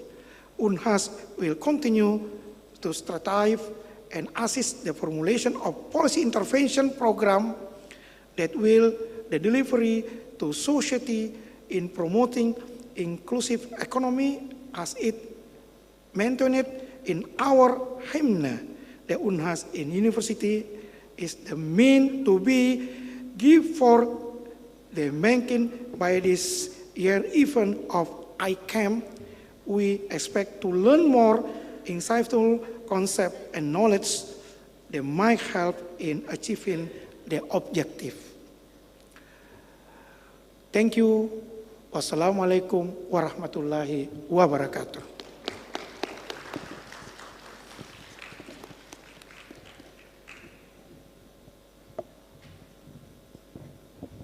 Thank you, Professor Dr. Abdurrahman Kadir, SE MSI CIPM, for the welcoming speech. Next, we would like to invite the Secretary of Universitas Hasanuddin to deliver his welcoming speech for this opening ceremony. Please welcome Profesor Insinyur Sumbangan Baja, MPhil PhD.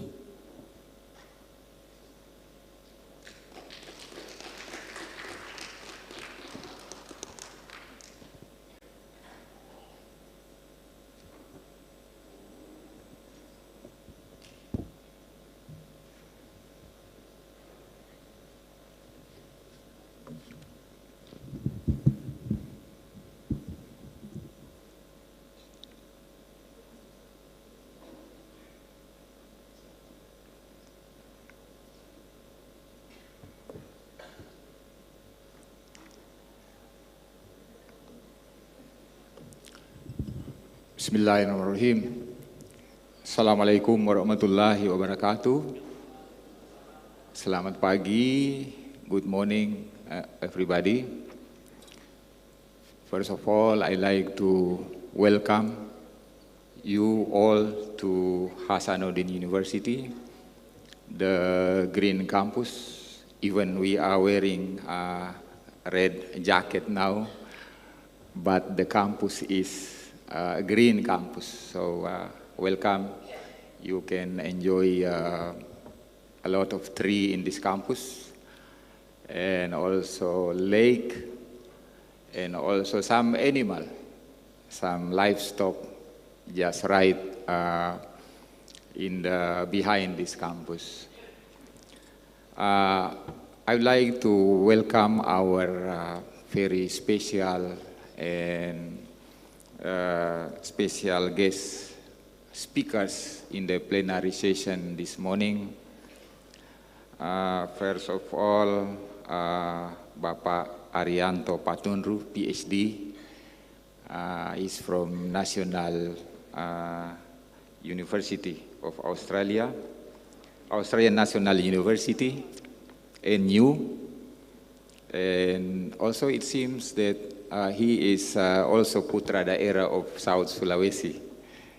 Welcome back to here to South Sulawesi. Bapak Mubarik Ahmad, PhD, from Conservation Strategy Fund, CSF Indonesia. Welcome to Unhas. And Bapak Profesor Dato Dr. Norman Muhammad Saleh from Universitas Kebangsaan Malaysia. Welcome to Unhas. And also Bapak Rayenda Krishna Brahmana, PhD, from Coventry University, UK. The Honorable Dean, Faculty of Economics and Business, Vice Dean, and also our partner from Udayana University. They are the co-hosts of this international conference. Just last week, I met the rectors to talk about this conference that it seems that already being a long time, these two universities being in cooperation in a hold international conference like this. And also, ladies and gentlemen, the lecturer of Hasanuddin University, some of them senior lecturer, and also students, especially postgraduate students. I'd like to welcome you all again in this campus. Now we are still in the middle of struggling with many things in this campus, especially in research. So holding international conference like this is one of the way for us to increase our performance in research and also in doing publication. Because everywhere now in the world, university in the world, that they are now in doing a lot of efforts to spending a lot of time and also money in doing research and to publish in the journals. I'm very happy today to hear from the Dean of the Faculty of Economics and Business that this conference will present about 100 papers. I think this is very good for us to make our research performance becoming better and better. Some issues now in Indonesia already mentioned by the Dean of Faculty of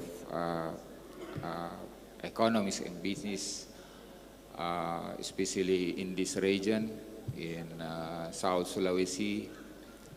We know that Makassar city is the main gate of eastern part of Indonesia.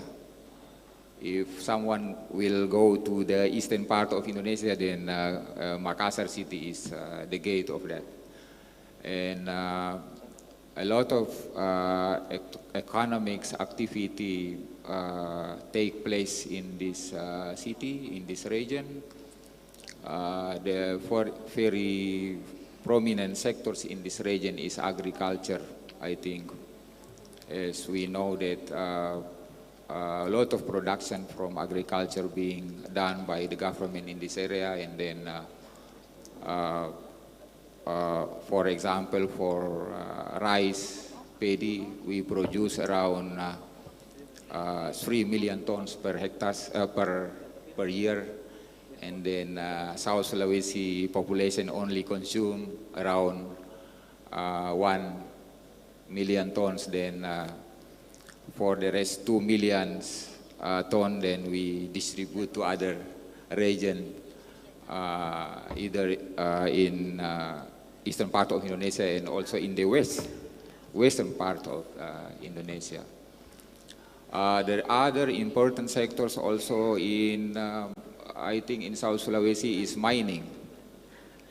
Mining contribute a lot in the Indonesian economy, especially nickel. Nickel in this area, one of the producers for nickel mining in Indonesia, in the world, is Indonesia, and then in Indonesia is in South Sulawesi. And also in terms of trade, we have very big port here, Soekarno-Hatta Port, that the activity is very intensive in this port. We're doing a lot of international trade and also export of logistic from this country, and through this big port and also international airport here in Makassar. All of these things, there are some problems that we are facing now, already mentioned by the Dean this morning, like stunting, and also poverty in this country is still low, still high, and also the rate of unemployment also very high in this country, and then this all we are facing. Even the income per capita now is already a little bit better than the years before. We are now coming to the, I think, $5,000 now per capita of income in Indonesia, and we are planning in Indonesia goal 2045 is becoming $30,000. And of course, this all need for us in university like UNHAS, we need good research for that. And when I look at through the topic that will be presented in this conference, a lot of topic and covering a lot of area in economics and also business. And I think this is good for us to exchange our resort of study and also research each other. A little bit about University of Hasanuddin. We are now have 17 faculties. So Faculty of Economic and Business is I think the oldest faculty in this university. This faculty consists of more than 100 lectures and quite a lot professor in this faculty because it's the old faculty, and this make totally for UNHAS lecture around 2,500 lecture. And also now we have around 50,000 students now for undergraduate and postgraduate. And also we have some research center in this university. I think some of the participant here is coming from a research center in the Hasanuddin University. So this is really a good opportunity for us to share our knowledge and also experience, I think, to this conference, and also strengthening our collaboration, both between the institution and also between individual researcher, I think. Ladies and gentlemen, I would like to also to thank for the organizing committee that already organized this very good conference, especially the chairman of the organizing committee, Randi Kurniawan. This is, I think, he is the very young lecturer in the Faculty of Economy and Business, and I think in his team, there are some young lecturers in faculty that I understand that they already work hard to organize this conference. And welcome to you all, and enjoy the conference. Hopefully you can enjoy not only UNAS and its environment, but you also may enjoy the city of Makassar. And I recommend you to try some traditional food in Makassar. I mentioned some. Palu Basa Serigala, yeah, you should try that. Especially for my colleagues from Bali, try that.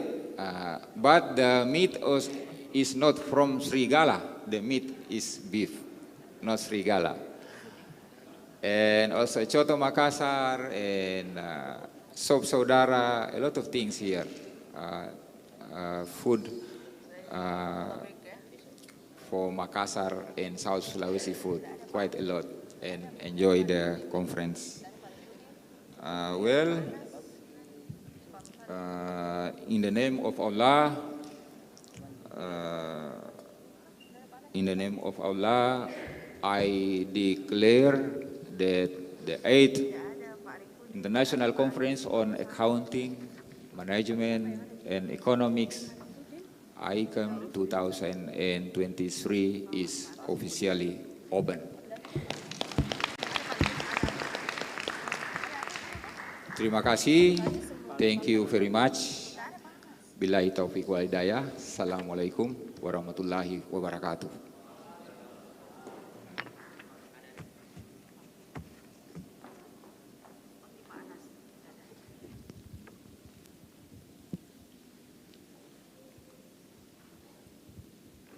Thank you, Profesor Insinyur Sumbangan Baja, MPhil PhD, for this speech.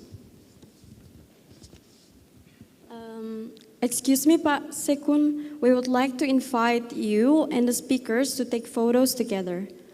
We invite the Dean of Economic Faculty, Universitas Hasanuddin, Professor Dato, Mr. Arianto, Mr. Mubarak, Mr. Rayenda, as well as the Vice Dean of Fakultas Ekonomi Bisnis, Dr. Musalim and Prof. Arifuddin, to take the stage for a photo session.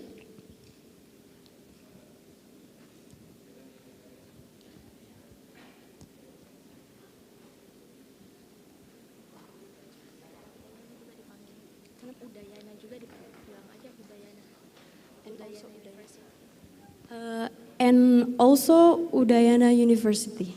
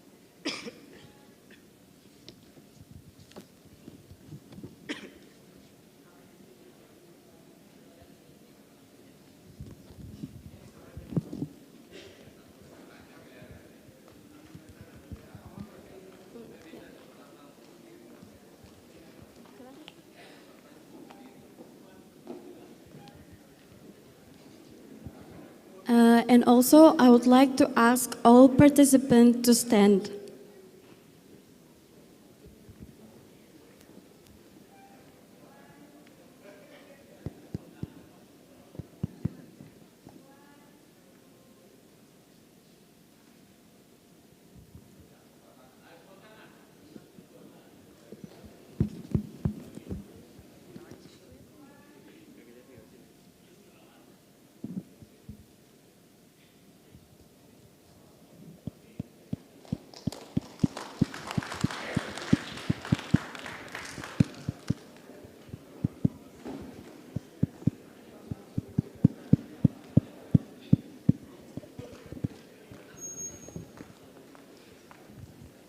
Thank you, ladies and gentlemen. Now we shall have a short break. Ladies and gentlemen, the refreshments are ready in the back, and please be back in 15 minutes. After the coffee break, we will continue with the main event, which is the keynote presentation from our guest speakers.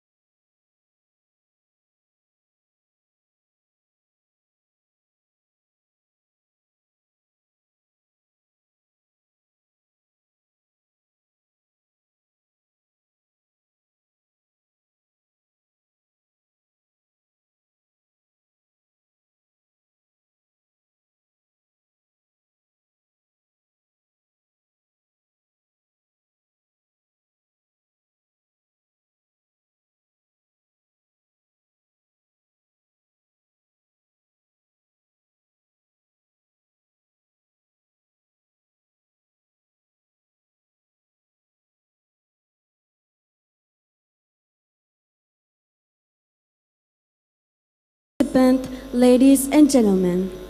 We will now move on to the core of our opening ceremony, that is the presentation from our honorable guests, which will be moderated by one of the lecturers from Economic Department of Faculty of Economic and Business Universitas Hasanuddin, Dr. Mirsalina, SE, MSI. To the honorable moderator, please take the stage. Dr. Mirsalina got her master's degree at University of Indonesia and doctoral degree from Gadjah Mada University, and her fields of study is macroeconomics and monetary economics.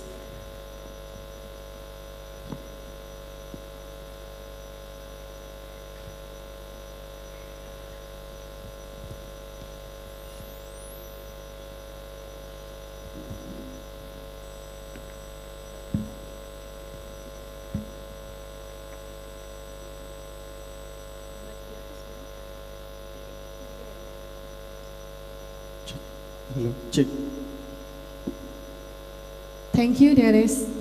Assalamualaikum warahmatullahi wabarakatuh. Good morning all. Honorable Secretary of Universitas Hasanuddin, Profesor Insinyur Sumbangan Baja MPhil PhD, Dean of Faculty of Economics and Business Universitas Hasanuddin, Profesor Dr. Abdul Rahman Kadir, MSc CIPM, our guest speakers for this international conference, distinguished guests, and honorable participants. Ladies and gentlemen, I'm Mirzalina Zainal. It gives me a great pleasure to be a moderator for the 8th International Conference Establishing Inclusive Economy and Business.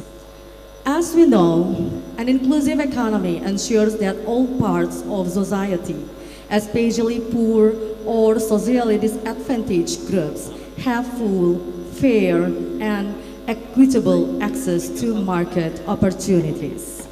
In today's international conference, we will get closer look into this topic. Ladies and gentlemen, without further ado, now allow me to welcome our guest speakers to the stage. To the first, Mr. Arianto Patunru, PhD, from the Australian National University, Australia.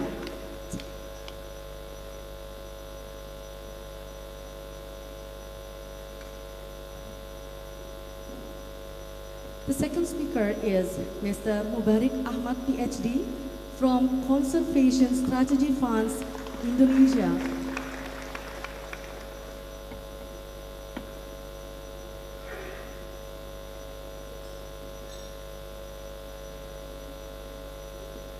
For the third speaker, to Profesor Dato Dr. Norman Muhammad Saleh from University Kebangsaan Malaysia.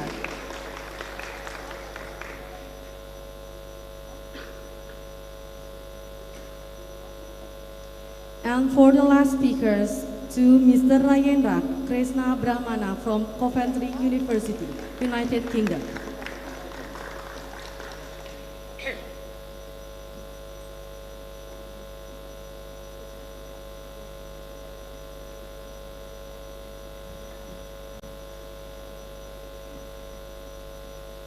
Okay, before the presentation begins, let me tell you how this international conference will run. Firstly, each speaker will present the materials about 15 to 20 minutes, Bapak. And then after all speakers presented their materials, we will have a questions and answer session, Q&A session, and finally the session will be end.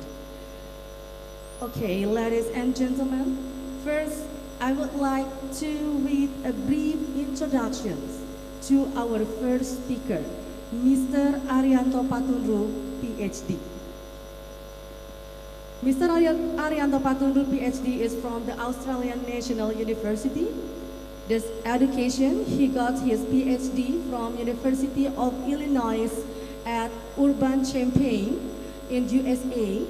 And then he got a Master of Science from University of Illinois too at Urban Champaign in US. And then he got his bachelor from Universitas Indonesia.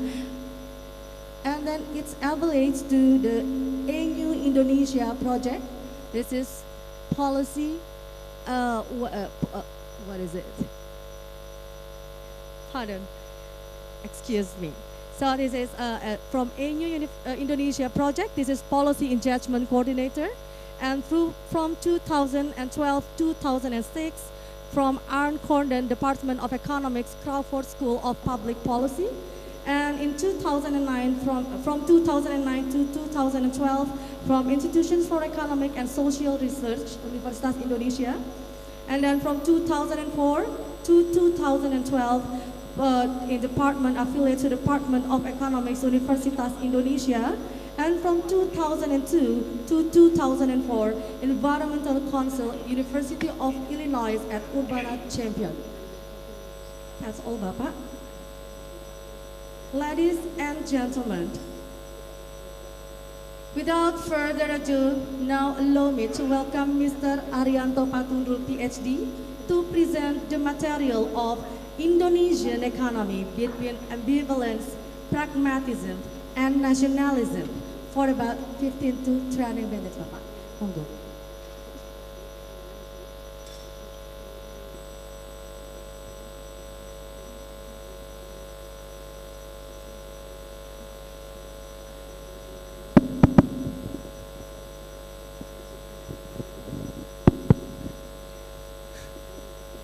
Thank you, Chair. Very good morning. It's a pleasure to be here again. I thank the organizer, especially Pak Randi, and all the distinguished Unhas staff, Pak Dekan, Pak Sekretaris Universitas, and all lecturers and students, also my fellow speakers. It's a great honor to be here, and my topic is general, so I hope this will serve as a scene setting for the conference. So it's not really about inclusivity, but more on the Indonesian economy in general. So this is like an update of the recent situation. And I titled it as Between Ambivalence, Pragmatism, and Nationalism. So that's the characteristics of some recent policies. And I will pick some of them to demonstrate how these characterizations interplay in recent policy in Indonesia. So let me start next. So just for summary, I like to start my presentation with summary. So if you feel tired or sleepy, you can sleep, but you know the summary already. So first, at present, actually, Indonesia's economy is quite sound, despite some external turbulence, right? And by turbulence, we have, for example, inflation, the global landscape, and also some tension, geopolitical tension. We have war in Ukraine, and just recently we have another war in Gaza. And so these are the moments where there are some turbulence, but fortunately, Indonesian economy is quite sound, despite some caveats, some issues that I'm going to talk about. And I will argue that one way to achieve this, that is to have higher growth, because in the later part of presentation, I will show you why we need higher growth. And one of the key reasons, because now today we are talking about inclusivity, stunting issues, like Pak Dekan said, I think you can start at least to address that by having faster growth. And one of the ways to have that is through trade. So that is part of the presentation, how trade can be used to achieve faster growth, to eradicate poverty, to increase social outcome, improve social outcome, and so forth. But unfortunately, as I will argue, recent trade policy is characterized by many things, so it's a mixed bag. So you have pragmatism, you have ambivalence, and also nationalism, and some of these actually hinder the opportunities of Indonesia to gain more from integration with value chains. And then I will finish with a call for improving productivity and logistics, especially those infrastructure that can actually facilitate more trade. So next. So let me start with macroeconomic development next. Just go to the next slide, please. Yes. So if you look at this graph, this is a long view of economic growth, right? I deliberately take a long view to show some, at least there are 3 stories from this graph. First is you can see a big valley, a big jump down in the in the late 90s. That was the Asian financial crisis. So many of our students probably did not experience that, but I was there. I experienced that situation. It was quite gloomy because Indonesian economy was actually contracting about 13% at that time, right? And then the second valley there, the second V-shaped shock, it was the COVID pandemic, right? So, but you can see actually that the COVID pandemic was not as severe as the Asian financial crisis. Maybe less than half or even just 1/3 of the shock, right? That's the first story. The second story is before the Asian financial crisis, many of our lecturers maybe still remember that our growth was quite high, 8%, 8.5%. But after the Asian financial crisis, it was quite low, which is on average about 5% until now. So that's the second story. And the third story is that there is also another crisis in the middle, which was the global financial crisis, and we didn't have much shock thanks to our preparation after the Asian financial crisis. But this graph also, I use this graph also to argue that we can have faster growth in the sense like before, maybe not as high as before the Asian financial crisis, but if you do some calculation, you will see that actually we have more potential to grow higher. Why do we need to grow? Yeah, to eradicate poverty, to address social outcomes like stunting and so forth. And I think also if you see the government documents, they always mention about their ambition to achieve status of advanced or rich country by 2045, which is called Indonesia Emas, if I'm not mistaken, right? But if you see the current growth, you will not be able to achieve that. We will not be able to achieve that by 2045. So the idea of this talk is how to enhance growth. Just last year, just in early this year, we moved back to the status of upper middle income because the GDP, as Pak Secretary mentioned this morning, actually GNI per capita is about 5,000, almost 5,000 US dollar. That is GNI, or long time ago it is called GNP not GDP. So GNI per capita or income per capita now is around 5,000.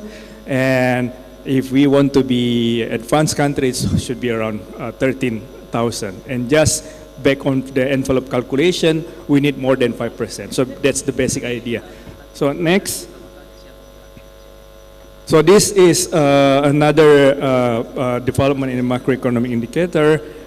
Basically, this graph just showed that our inflation, despite the fact that in other countries, especially developed countries, they are really having headache to tame inflation, which is quite high. Indonesia is not so much. We don't hear issues like, you know, a hard landing or soft landing, but Indonesia, it's quite tame, quite stable. And also in the other indicators, like in the next slide.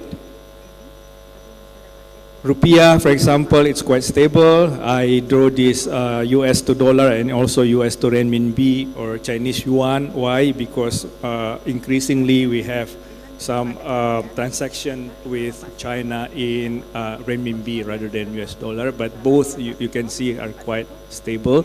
Next. And also the stock market, there is no strong volatility like those in other countries. Next.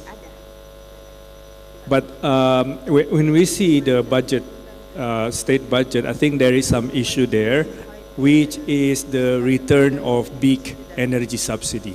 I think this is unfortunate because President Jokowi, the first time when he took office in 2014-15, he actually managed to make subsidy reform, which was quite good. But now he is living with big subsidy again. So that's not very encouraging. So next.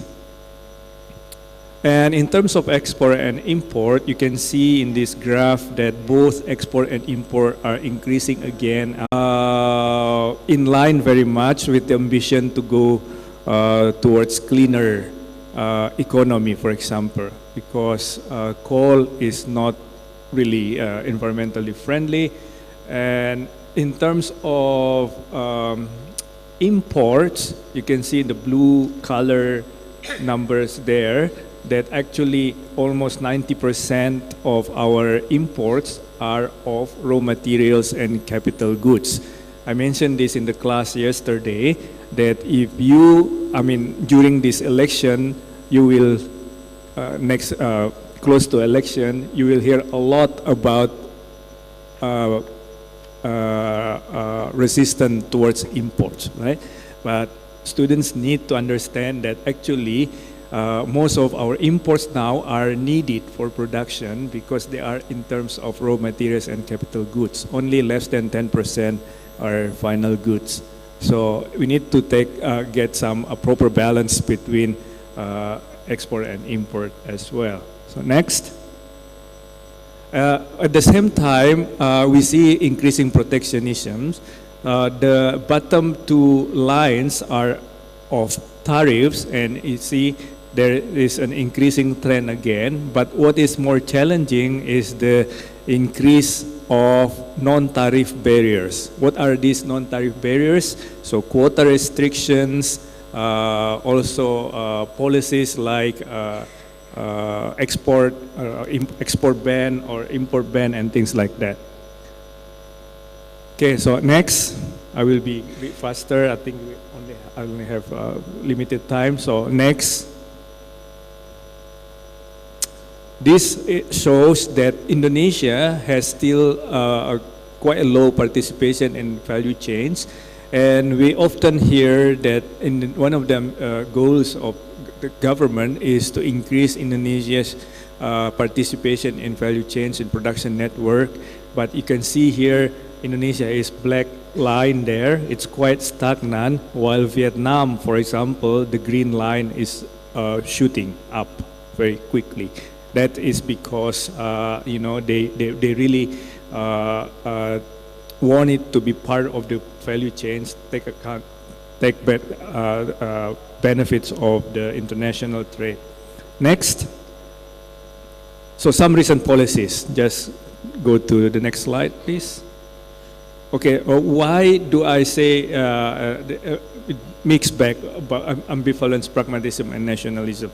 So ambivalence, for example, it is reflected on Indonesia's implementing liberalizing policies, like opening up, but at the same time, it's also closing. So there are some policies that are harmful for international trade, and if you can see in the global trade alert database, for example, it really shows that Indonesia is doing both, liberalizing the economy, but also at the same time harm. So I call that ambivalence. But also there is some pragmatism. For example, the omnibus law on job creation, one of the objectives is to attract investment, right? But despite that, of course, there are some issues with the omnibus law.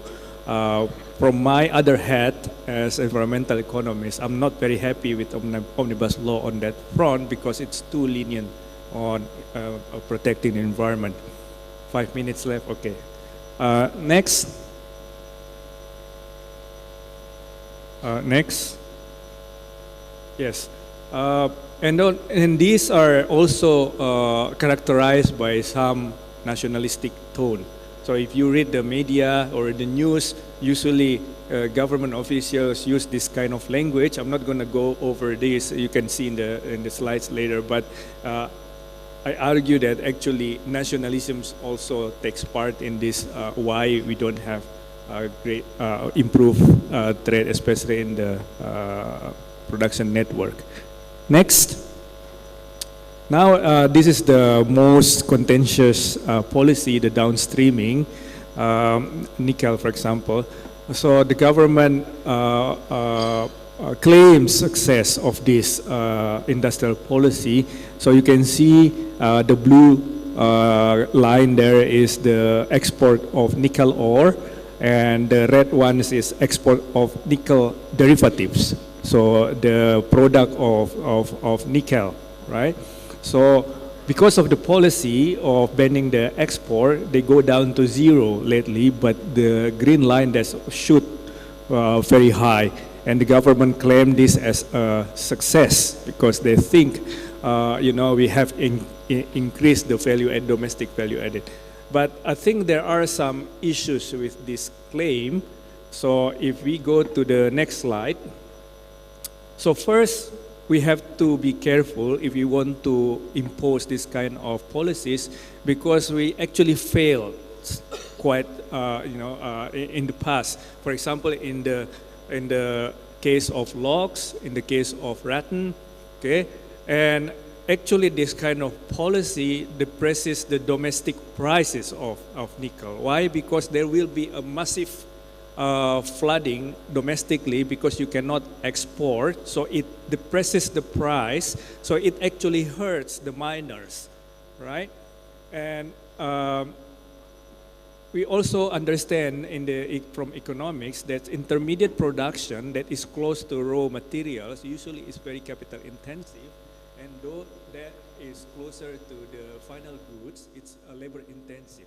And Indonesia is, of course, labor intensive, right? So what is the consequence of this? If you force this kind of policy, you need very massive capital.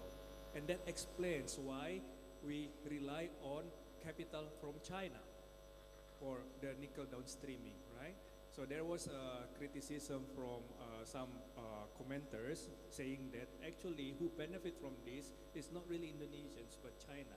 So in order to look at this, you need to go beyond GDP, you need to see the GNI again, or it used to be called GNP, because you can compare, and actually if you see the data, there is some big movement towards the gap between GNP and GDP, and that is because most of the proceeding go outside the country. So that I will just mention those two. You can read the other because my time is limited. So just next slide, please.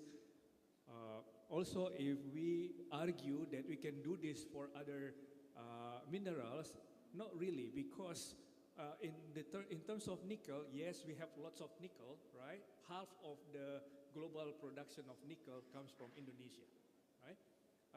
Also tin, we are quite powerful. But in terms of bauxite and copper, if you see this table, not really. Okay, and President Jokowi already said that we want to ban export of copper ore as well in June. I don't think that's going to be successful like nickel because we are not a big player in terms of bauxite. Next. And there is also another policy like called local content requirements, or in Indonesia, it is famously known as TKDN, Tingkat Kandungan Dalam Negeri. This is also, I think we need to be very careful because of the table I show you before, the imports actually, most of them is raw materials and capital goods, meaning they are needed for production. So next slide. Just in the last bullet point there, local content requirements practically denies access of domestic producers to imported inputs that they need. And some of these imported inputs, they are cheaper actually than the domestic ones, and they are usually of higher quality.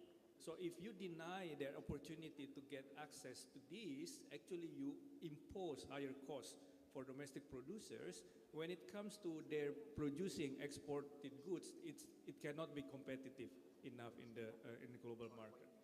Next. Just next. And next. And one more. Yes. Another issue I wanted to highlight in my last 1 minute. Times. Okay. Yeah, okay. Just 1 minute. Okay. Is that Indonesia is pursuing so many trade agreements. This sounds good for students who just have trade economies, but not really, because too many trade agreements can end up with more trade diversion than trade creation. So we also need to be careful on this front. So let's just go to the summary, please. So next, and next, another one. Yes. So what is the proposed option? Despite, I've been arguing against protectionism. So what are the better ways? I think the better way is to achieve the faster growth that we need for example, deal with poverty and social outcomes, is to move away from pursuing activist inward looking and instead go for improving access to cheaper or higher quality inputs, and also at the same time improve technology adoption to increase productivity and efficiency. Next.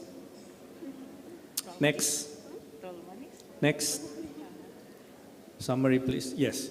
Now, summary, I'll finish here, Chair. So Indonesia's approach to trade and economy in general has been a mix of ambivalence, pragmatism, and nationalism. And recent trade policies seems to be a byproduct of the whole, big industrial policies. And I think this prevent Indonesia to gain more from further integration with the global value chains.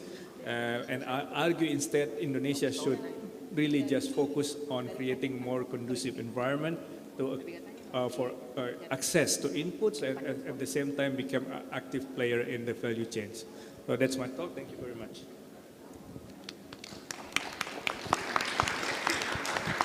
Thank you very much, Mr. Arianto Patundu, PhD, for giving such an informative and comprehensive presentations.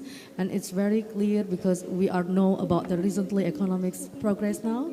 And this is for the next, ladies and gentlemen. We will continue with the second part of the presentations. First, I would like to read a brief introductions to our second speaker, Mr. Mubarik Ahmad, PhD.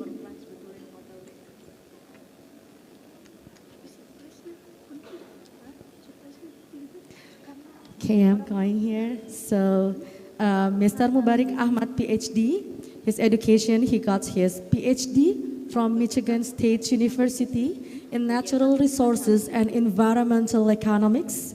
And in 1990, he got his Master of Arts from Columbia University, New York, in International Trade and Finance. And he got his Bachelor in Universitas Indonesia in Economics. And he's also affiliates in 2009, from 2009 to 2015. You get Environmental Economics in World Bank Indonesia office in Jakarta. And then 2003 to 2019 is WWF Indonesia as an executive director. 2008 to 2010, WEF Council on Ecosystem and Biodiversity as a member. And from 2000 to 2010, International Editorial Board of Elsevier's Journals of Forest Policy and Economics, and as a steering committee in the Forest Dialogue, and then as an NRM USAID project, as a senior natural resources economist, and from 1998 to 2000 as Indonesia Ecolabel Agency as an executive director. So, ladies and gentlemen, now allow me to welcome Mr. Mubarak Ahmad, PhD, to present the material, For Whom is the Growth? Avoiding misleading government development narratives that promotes displacements. Time is yours. Thank you, Madam Chair. Allow me to stand up, because I'm afraid I'm going to fall asleep while talking if I'm sitting now. Assalamualaikum warahmatullahi wabarakatuh. Good morning, distinguished professors, speakers, ladies and gentlemen, and all students of the University of Hasanuddin who attends today's session. Today we're going to talk about the issues of this inclusiveness and how things are being played or being implemented in Indonesia. So as you can see in the title, For Whom is the Growth? We have been developing this country for almost 80 years now, 76 years. And then I think we are forgetting a lot of value system of why we need this independence of the country. I think through this research, I would like to try to touch some of your hearts, my fellow Indonesian economists, as well as all the students of economics here. So let's go to the first slide. Let's first see a show of hands. Yeah? For the Indonesian economists and students who are here, how many of you who remembers by heart? Siapa yang hafal tujuan kemerdekaan Indonesia? What's the objective of Indonesian independence as described in the opening of the constitutions? Who remembers that? Nobody? Come on. This is a very fundamental question related to the inclusiveness. Anybody remember anything related to the inclusiveness in the objective? Anybody from this side? Nggak ada yang ingat undang-undang tujuan kemerdekaan Republik Indonesia? Come on guys, you are learning economics here. You are studying economics. Silakan Mbak, apa? Can you say apa ini? Tolong bisa dikasih mikrofon.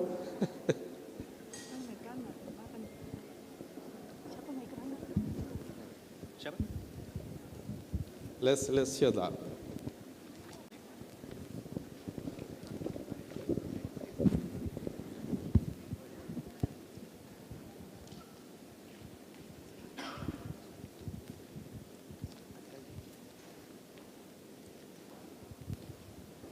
Yang pertama, memajukan kesejahteraan umum, mencerdaskan kehidupan bangsa, melaksanakan ketertiban dunia dan melaksanakan ketertiban dunia yang berdasarkan kemerdekaan, perdamaian abadi dan keadilan sosial. Okay, so the first one is actually melindungi segenap tumpah darah dan bangsa Indonesia. That's to protect the countries and all the people. And then secondly is to mencerdaskan kehidupan bangsa, to educate people. And the third one is to grow the prosperity. And the fourth one is to participate in promoting the world peace. So this is very important in my view because this is the value that we have been forgetting for the past 78 years of our development, of our independence. The way we are doing development is by displacement, as we can see later. So the second question here, how many stanzas there are in Indonesia Raya anthem? Berapa? 3. Okay, you know 3. So what's the message from the second and the third stanzas?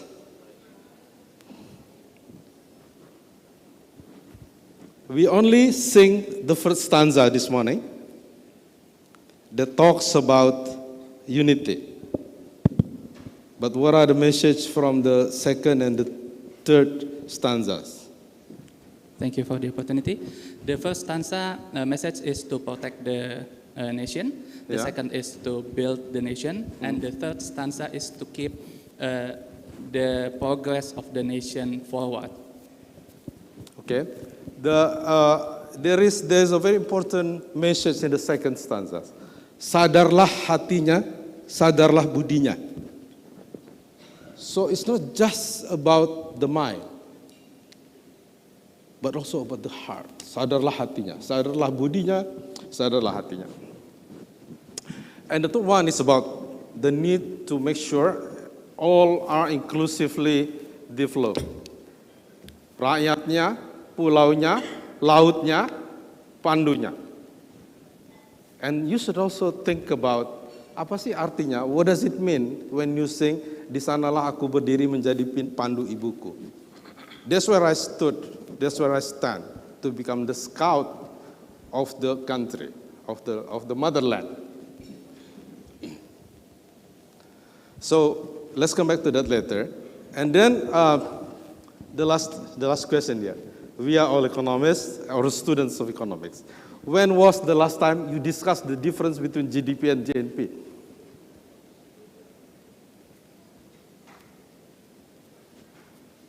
So let's ask Pak Acho, when was the last time you discussed the GDP? 5 minutes ago, okay, in your presentations. Great. So is there anybody from Bapeda or Bapenas here? Or people who are always helping Bapenas and Bapeda? When was the last time you discussed GDP and GNP? What does it mean economically?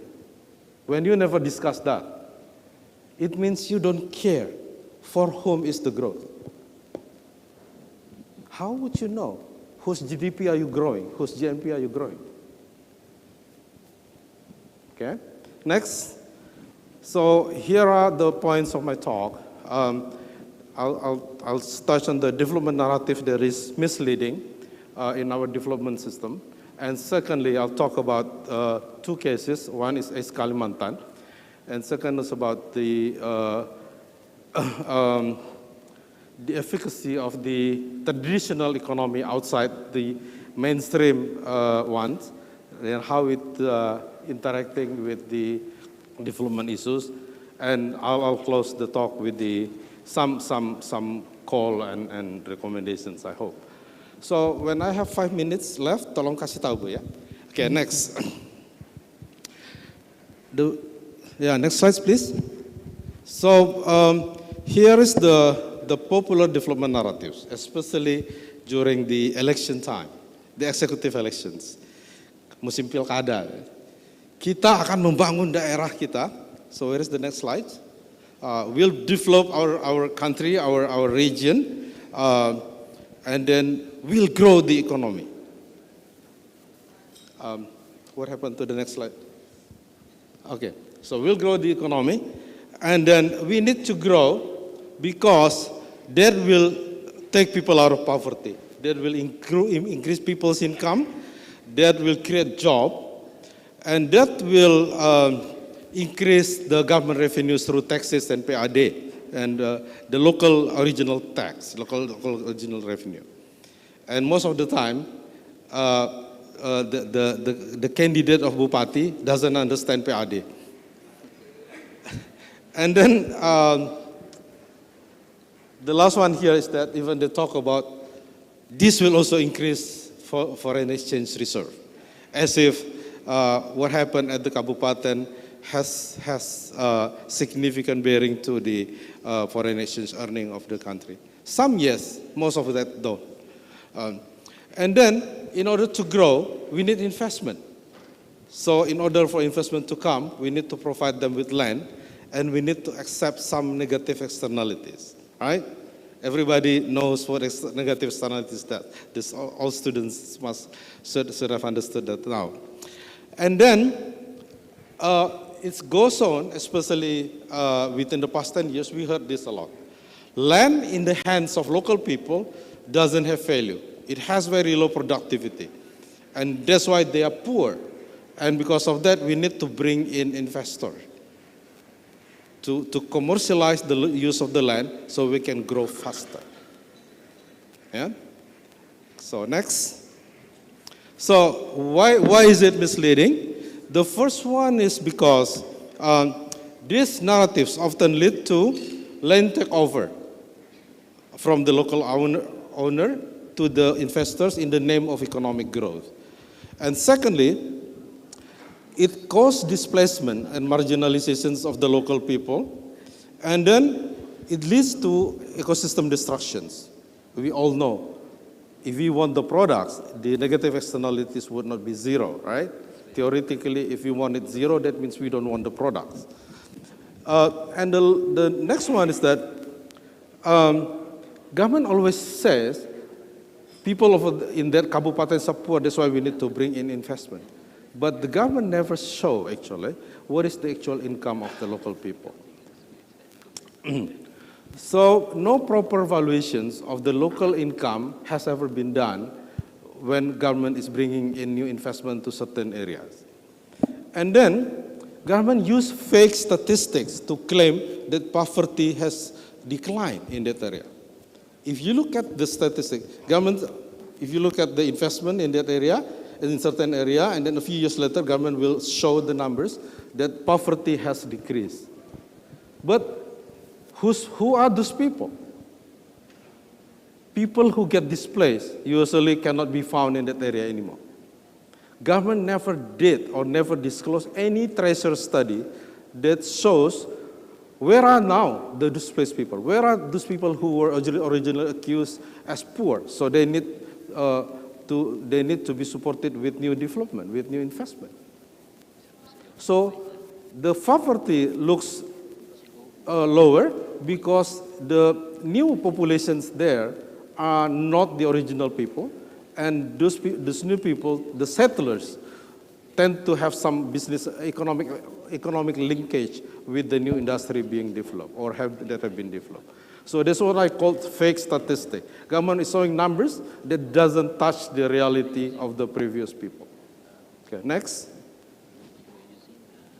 So here are some images. If you look for Google, Indonesia's land conflict, you will find a zillion examples and images of that, including in the coastal area, not just inside there.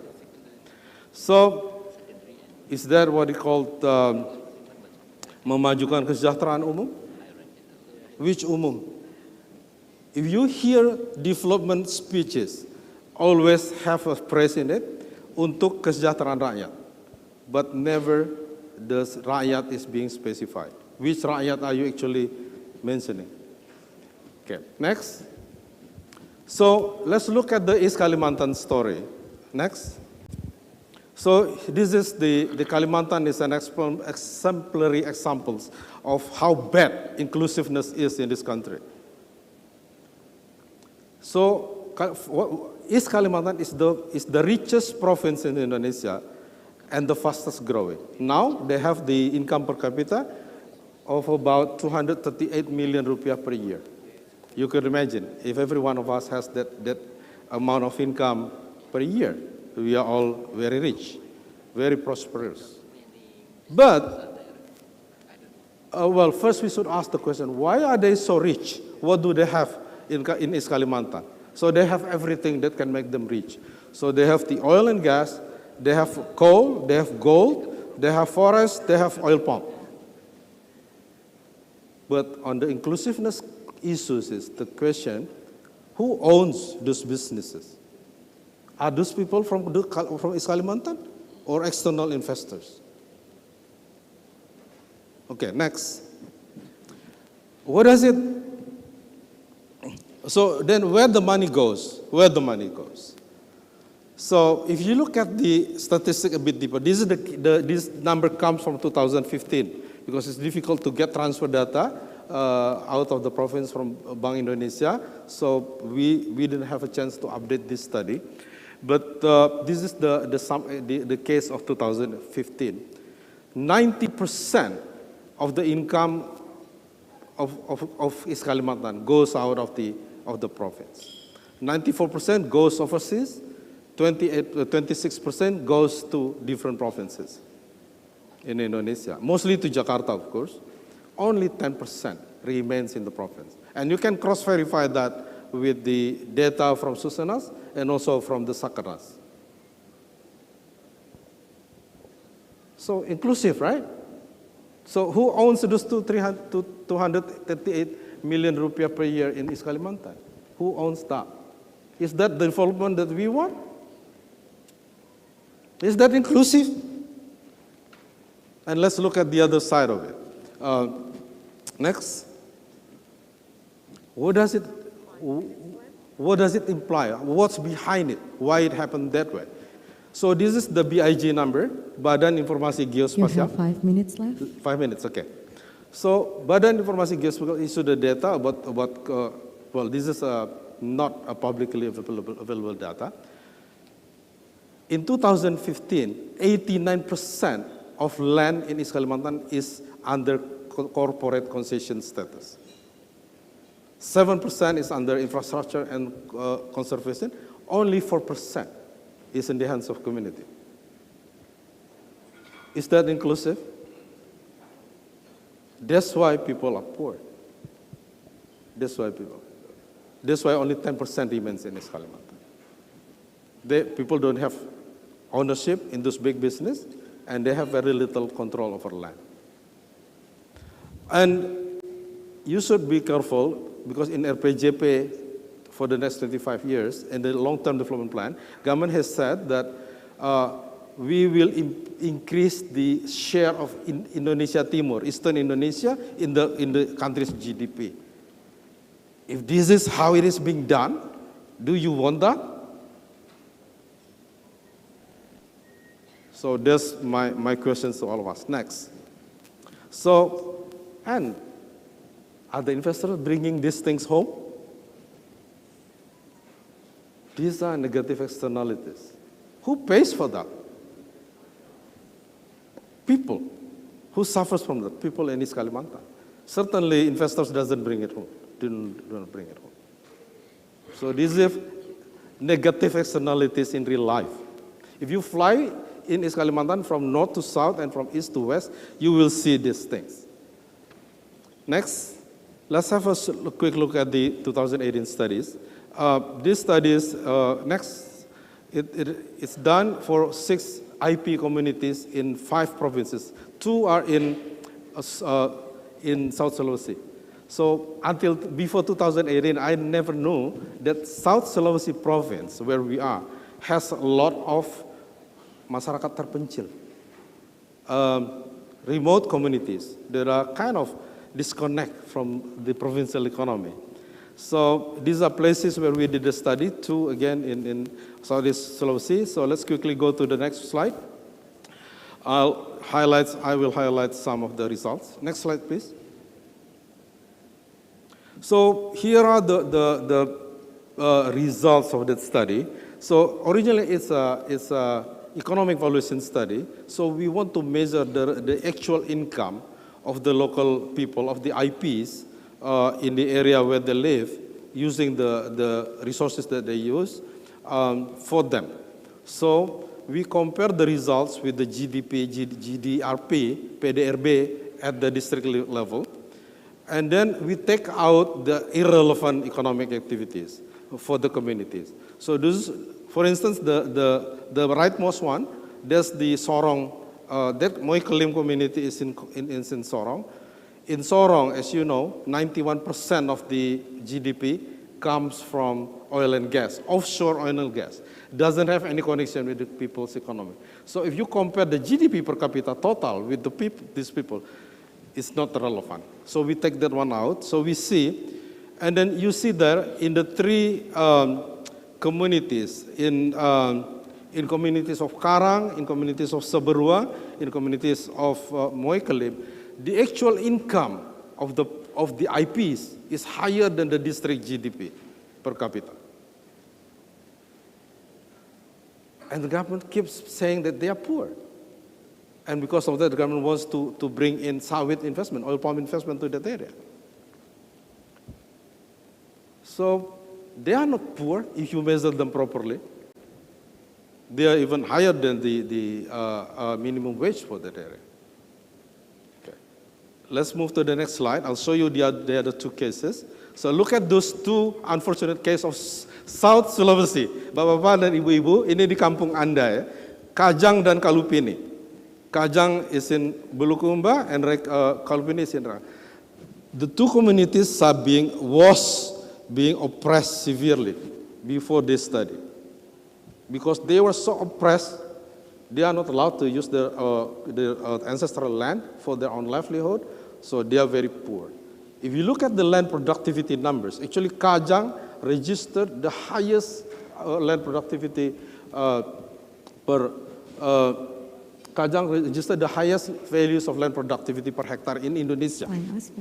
But they are poor because there are so many of them. So let me just quickly go that these studies then later, next slides, these studies was then used, the numbers from these studies were used to argue for recognition of the people and their land rights. And alhamdulillah, all of them now has received the recognition. And then this also goes to strengthen the talk about the draft law for the recognitions of the indigenous people and their land rights. And then it's interesting that in case of Moikelim and Seberuang and Sarano village, when the investors come with the government support, the communities are able to use the numbers to show me if the dreams welfare, the promised welfare is higher than these numbers, and because of that, the investment was cancelled in that area. So the people's land has not been taken over by that. So last slides, please. So these are some questions. What kind of knowledge and research do we need to support inclusiveness? Do we need 20 pages of econometrics, equation, and the system dynamics? Or we need more to use our heart? So that's my question and appeal to you, basically. And then for the very last one, let's just jump to the very last. I apologize to the chair for this one. The very last slides, go ahead. You can see that later. Just next. So again, for the government leaders, the economists who are working with on the development issues, please use more of your heart when you're talking about inclusiveness. Next, the very last one. I just want to show you something that most of you don't see. So this is the 3 stanzas of Indonesia Raya. Have a look later and think about it while you are alone.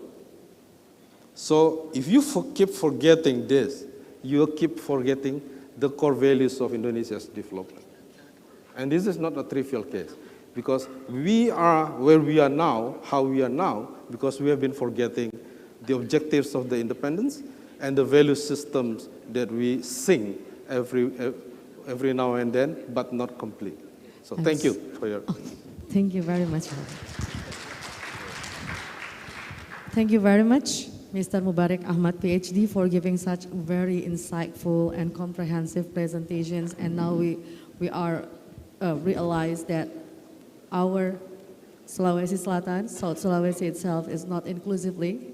And then there are like East Kalimantan is very good examples for us to learn about the inclusivity. And then to the next part, ladies and gentlemen, we will continue to the next part, the presentation from Professor Dr. Norman Muhammad Saleh, University Kebangsaan Malaysia. Let me read the short CV of him. His education, he got a PhD from La Trobe University, Australia, and he got a Master of Science from University of East Anglia, United Kingdom, and he got his Bachelor from University Kebangsaan Malaysia, and affiliates in Asian Journal of Accounting and Governance as a Chief Editor, Tashkent State Technical University, Uzbekistan as a visiting professor, and Universitas Islam Agung Indonesia as a visiting professor, University Kebangsaan Malaysia, Risk Management of Deputy Dean for Resource and Dean of FAB Pro Vice Chancellor, Malaysian Accounting Association, Malaysian Accountancy Deans and Head of Department Council, Board of Director for UNIPAC, Malaysian Institutes of Accountants, and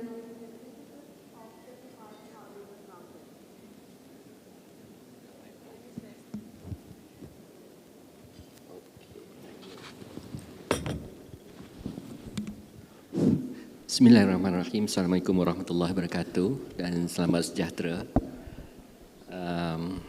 Pertamanya terima kasih kepada Prof. Sumbangan Baja, Prof. Abdul Rahman Kadir, guest speakers, members of the faculty and the attendees of this conference. I'm very much humbled to have been invited to this conference. Thank you very much. So let me begin with connecting this topic to the previous two presenters.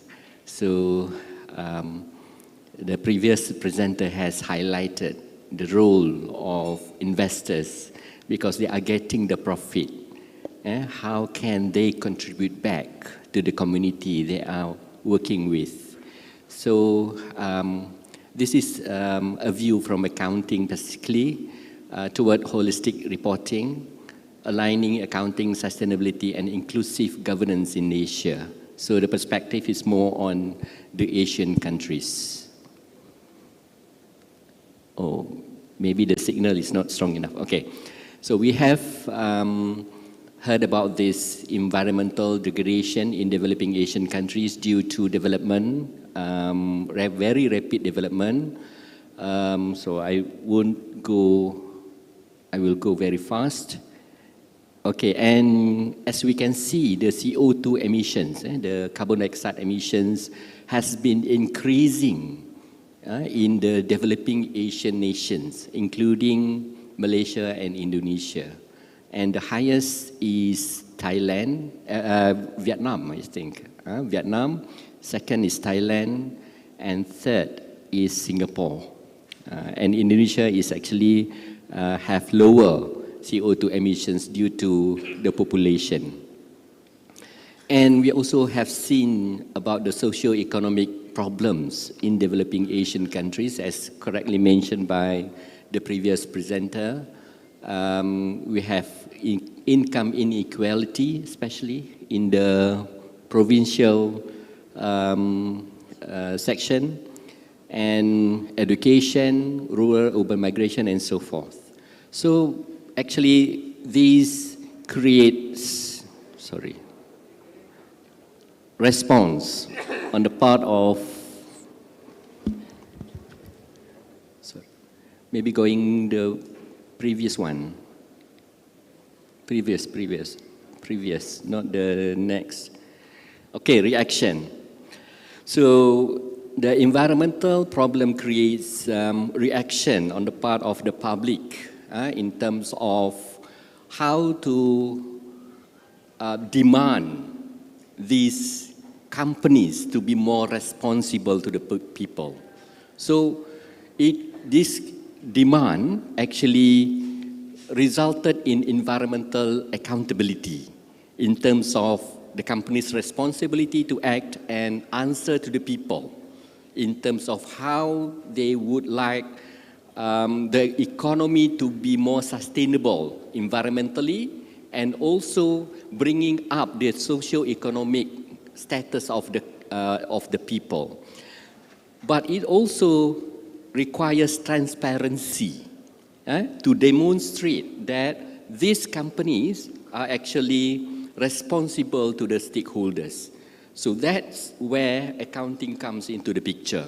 So accounting is actually supporting the agenda for sustainability, which include the environment and also the development of the community. Okay, so this is the framework where the stakeholder actually demand for responsible practices on the part of the firm or the company, and the company is actually answerable to the demand of the stakeholders, and the company needs to provide evidence that they are actually environmentally responsible by providing a special report called sustainability report. Okay, and the stakeholders can also take actions on companies who are not actually responding to the demand by the stakeholders. So, but there are remaining questions for this. If the management and the board actually prioritize the shareholders on top of other stakeholders. If they are prioritizing shareholders, then they couldn't care less about what happened to the community.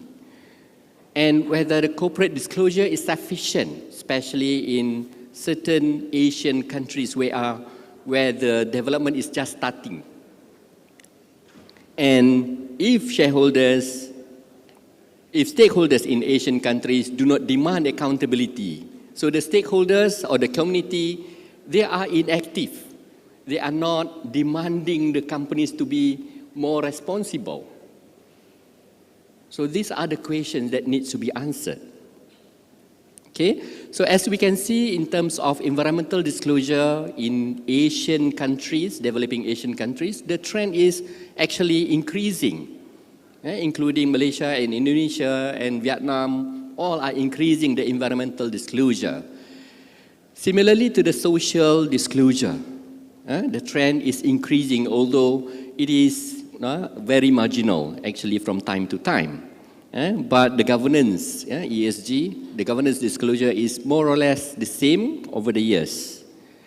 So the remaining question, does environmental performance affect environmental disclosure, and whether stakeholders salient affect ESG disclosure? So I am giving some evidence to this using one published article in Management and Environmental Quality in the International Journal. So that actually there are two incentives for environmental disclosure. One is signaling, that the companies try to signal that they are responding to the environment and by implementing environmental practices. Okay, so if there is a positive relationship between environmental disclosure and environmental practices, then we could say that signaling is happening here. But if there is no relationship between the two, between the environmental disclosure and environmental performance, then it is consistent with greenwashing, greenwashing effect. So maybe we can know what is the greenwashing effect? The act of providing the public or investors with misleading or outright false information about the environmental impact of a company's product and operation. Means that they are making false claim. They disclose that they have done a lot of things, actually they are not doing that. So that is greenwashing. Okay? So we are using 10 countries' data, about 492 observations, and what we found is that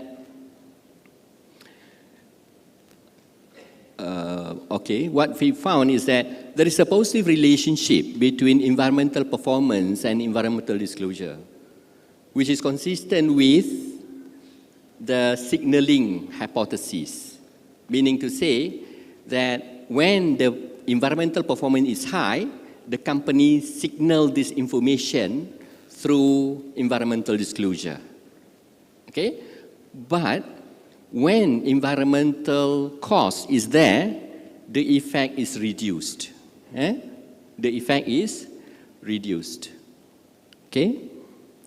So the conclusion is that companies have the tendency to provide environmental disclosure when environmental performance is good and vice versa, but the quantitative information, environmental cost, is expected to be a good summary measure of sustainability efforts, thereby reducing or discouraging the companies from disclosing more narrative information.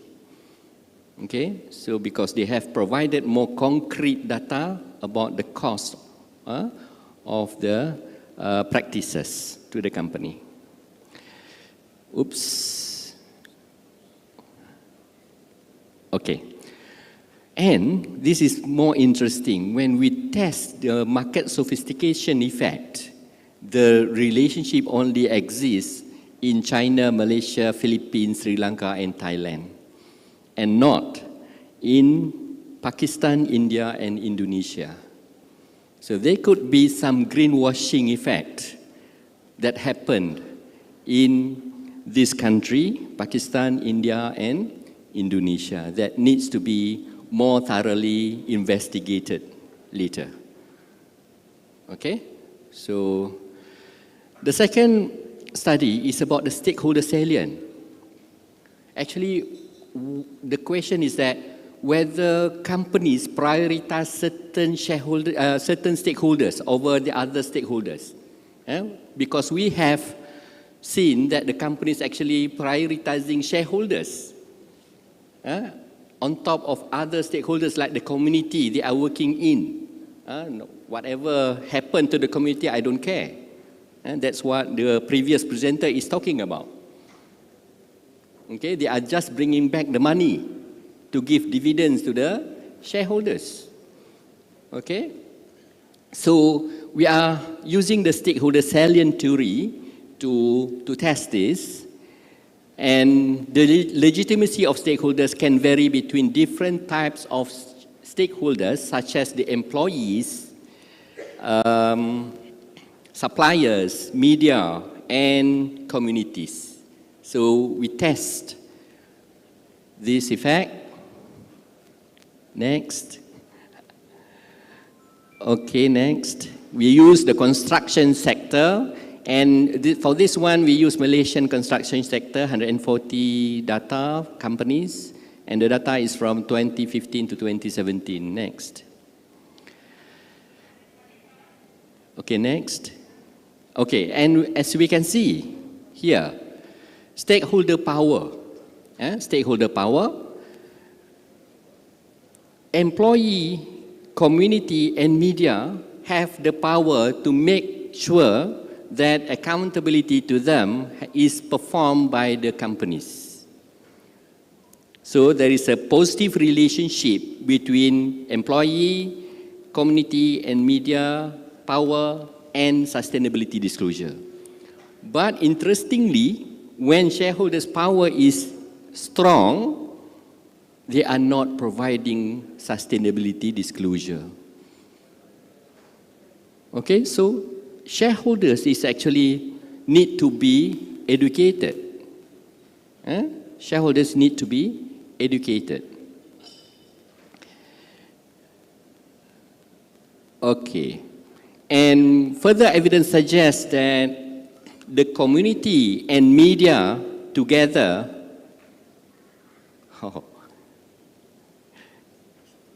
something happened to the slide. It is Chinese language. It's okay. It's okay. The evidence is there. Okay.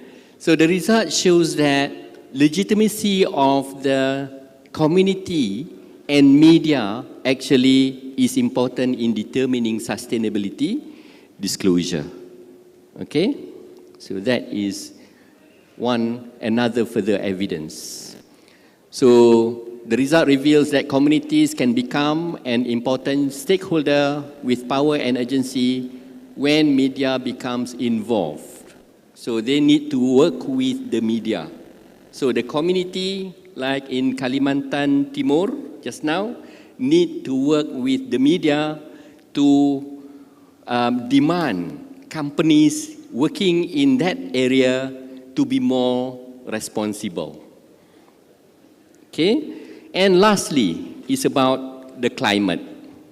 So we are now talking more about COP21, COP26, COP27, and next month will be COP28 in Dubai. Yeah. Okay, they are talking about climate change and how companies actually respond to the climate change. And I saw some of the papers are talking about carbon disclosure. So in terms of disclosure, okay, in terms of disclosure, for climate-related disclosure, they have issued a guideline on how to disclose climate-related disclosure by TCFD, the Task Force on Climate-Related Financial Disclosure in 2017. But later, this requirement has been made compulsory by IFRS S1 and IFRS S2. Okay? So those who are in accounting, you will be teaching IFRS S1 and IFRS S2 to be effective starting January 2024. So every company need to comply. 5 minutes left. Yeah, 5 minutes. And they need to be audited. So no more greenwashing. Every company need to comply. Every company need to report. And the auditor will come because we already have the standard. This is when accountant become important, the audit. Okay, so in conclusion, the governance mechanism previously has been the country head sign commitment for reducing carbon emissions, and then they go back to their country at national level, they formulate policy and impose the policy on GLC, government-linked companies, to the banks and the capital market. And then these big companies impose this requirement on green on their suppliers. But with the introduction of the new standard, everybody need to comply. So I hope that next year will be a more greener era whereby all companies need to comply with the climate-related disclosure, including in Malaysia and Indonesia. So that becomes the inclusive governance mechanism for us to enforce. All right, thank you very much. Thank you very much, Professor Dato Dr. Norman Muhammad Saleh, PhD. It was very informative and clear presentations. And we know that accountant is also important and support to establish inclusivity in economics and business.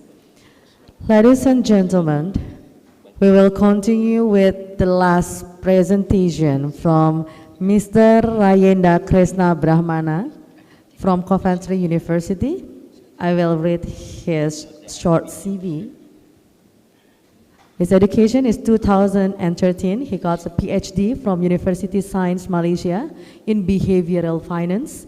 In 2007, he got a Master of Science, University of Birmingham, United Kingdom in Investment. And he got a Bachelor from Universitas Pajajaran in Accounting. He affiliates from August 2023 to presents United National Division for Oceans, Aviation and Law of the Seas. And then 2018 to presents Big Alpha ID, this financial education startup. This is a senior advisor. And then from 2001 to 2002, University of Birmingham as Professor, College of Business Administration.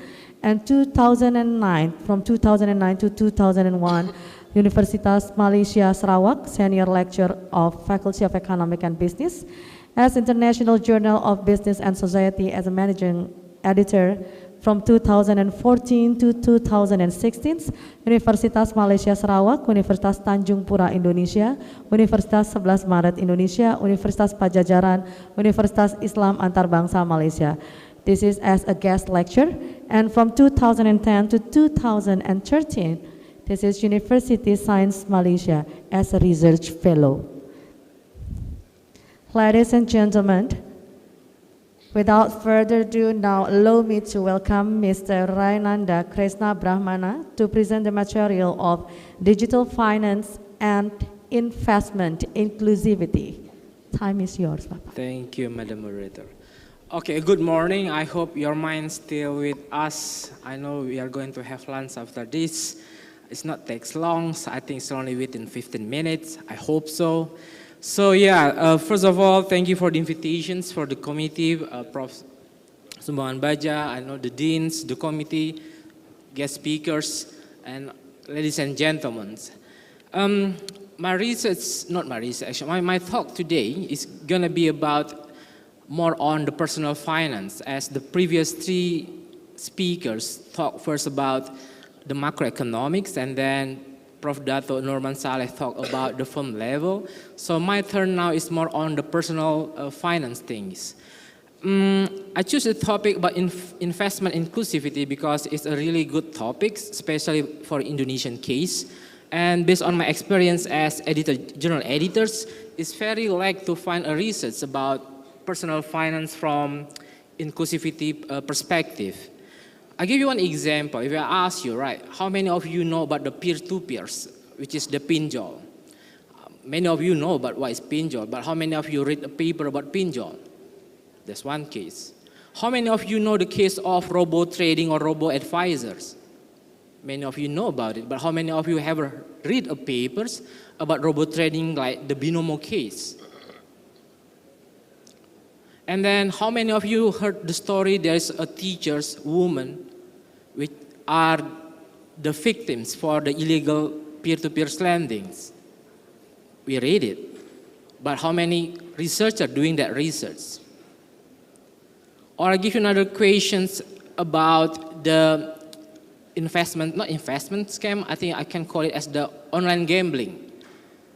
If you follow the news, most of the victims for the online gambling is the blue collars, not us, not you, but the blue collars. But how many research doing that kind of research, that kind of topics? So this is why I choose these topics about digital finance and investment inclusivity. The purpose is, to be honest, I just want to give insight. Who knows, you want to do further research about it. My premise is very simple.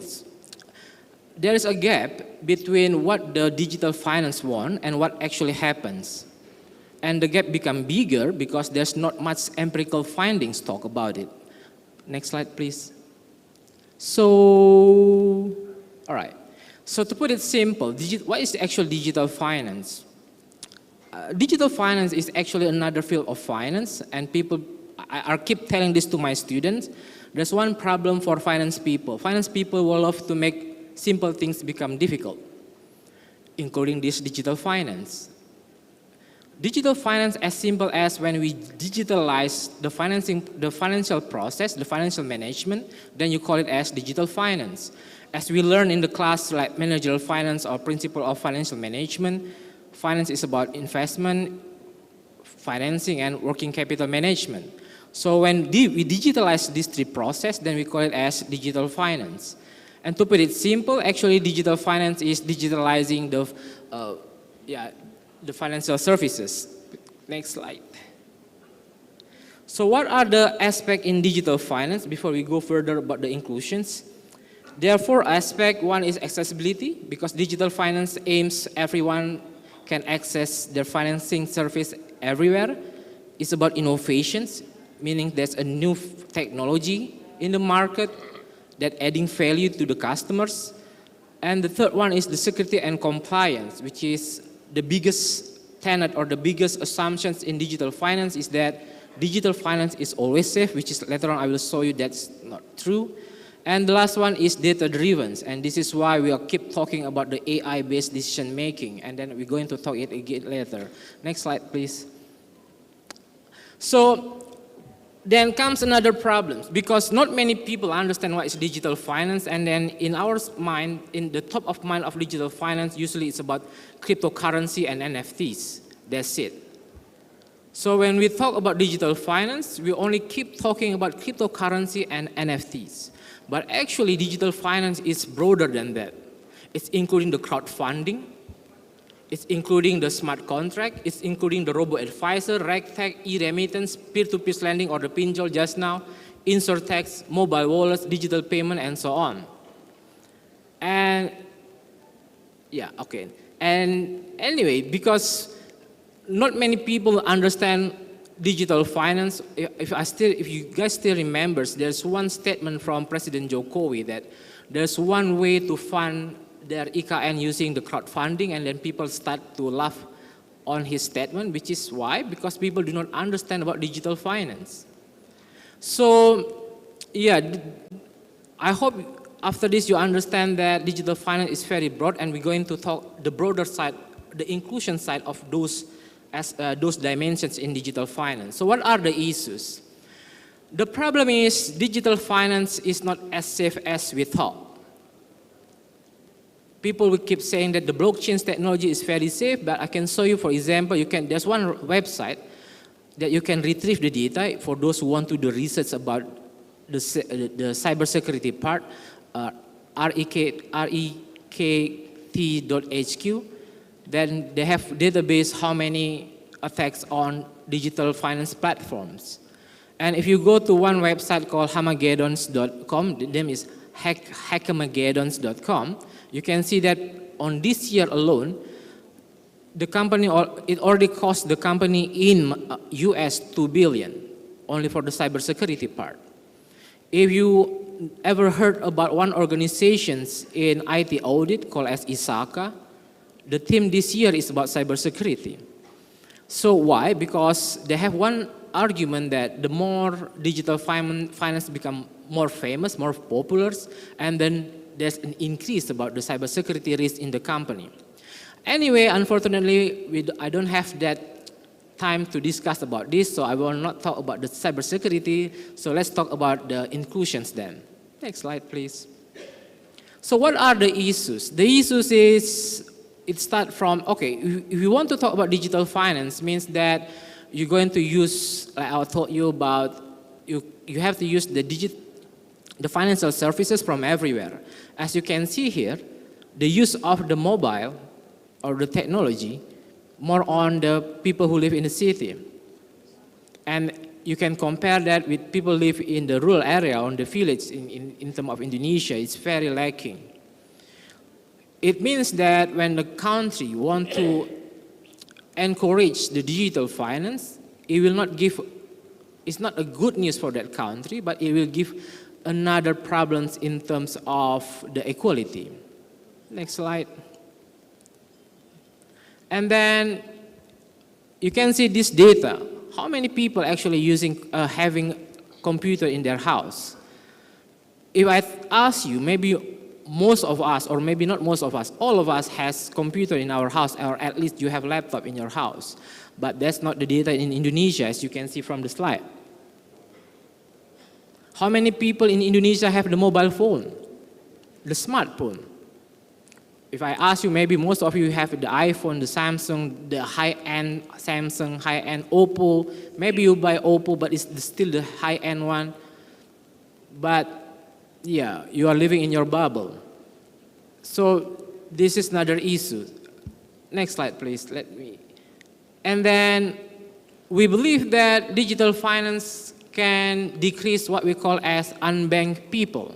Unbanked means those unfortunate people in our society do not have any banking account for them.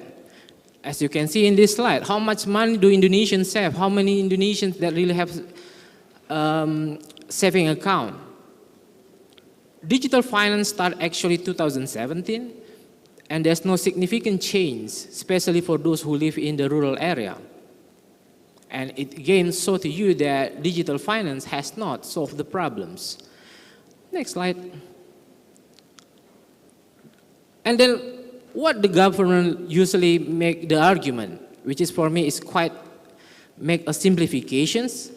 If you go, I don't know whether there's a people from Financial Service Authority from OJK here, but you can ask the OJK, then the answer is the problem must be a financial literacy, which is not. So the problem inclusivity in digital finance, yes, you will always show that, okay, financial literacy in Indonesia is still small, global average is 56, we are not even 40 or maybe a little bit higher than 40. We have an increment of financial literacy, but again, financial literacy empirically, I'm not saying theoretically, but empirically in research is not the solutions for inclusion in digital finance. Next slide, please. Then we can see the news recently, right? I try my best to find the English-based news, but I cannot find it.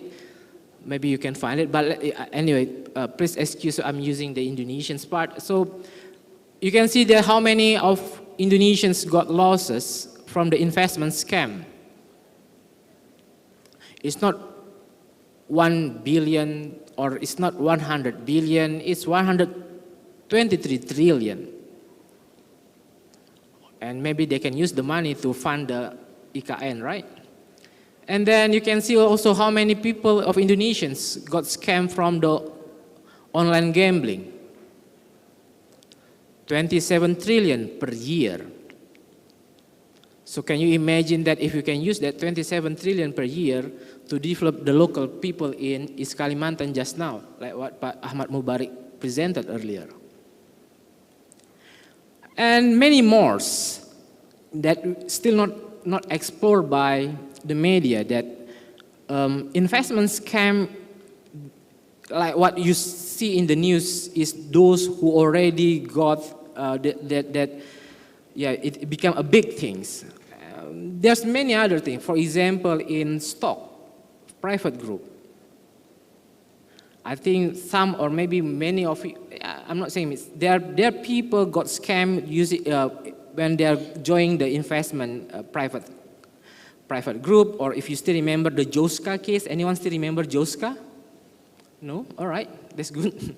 So that's another, the Joska, I still remember the Joska case. That's one good example how high educated people that usually have high financial literacy still got scammed in the digital, what so-called as in digital finance era. Oh, next slide, please. So is it true?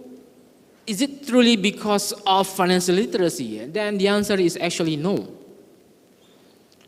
And empirically, we are saying there are 4 factors. One is about the socio-economy, and the second one is psychological factors. There's a systemic factors which is related to the regulations. Until today, Indonesia does not have any regulations to regulate who can give the advice for or making the private stock private or endorse certain cryptocurrency. Or I'll give you one real example. I'm not sure whether you like to watch YouTube. There's one YouTube in one YouTube programs, a very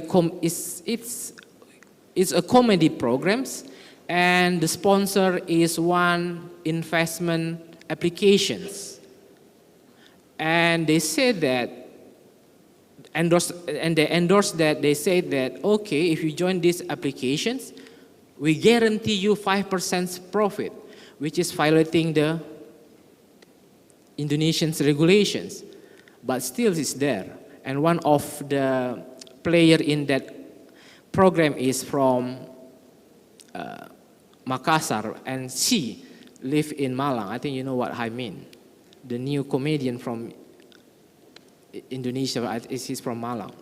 So, and then it keep rolling like that, and it keep become until it become trillions. Then the government start to think about it, and then who will become the victims?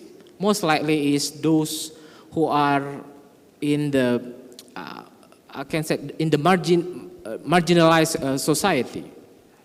Next slide, please. So what are the roots of evil? One is psychological factors. I know it's quite cliche if I told you that it's about the greed and then so on, but that's how social media make us to attract to the investment scam.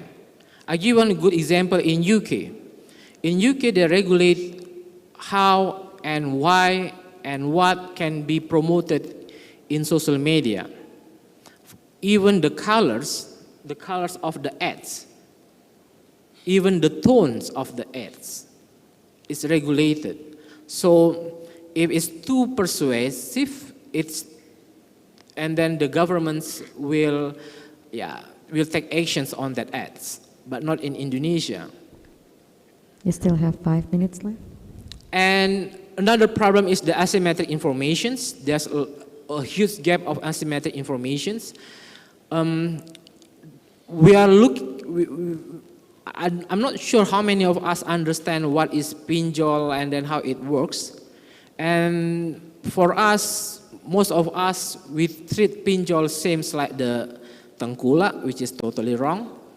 And then we have one research show that when people have access to the bank, usually they will not go to the pinjol, and then not many will going to use the pinjol later on, then it will be the death of the pinjol. But the problem is, who does not have access to the traditional banks? Again, those people that has from the low income community, society.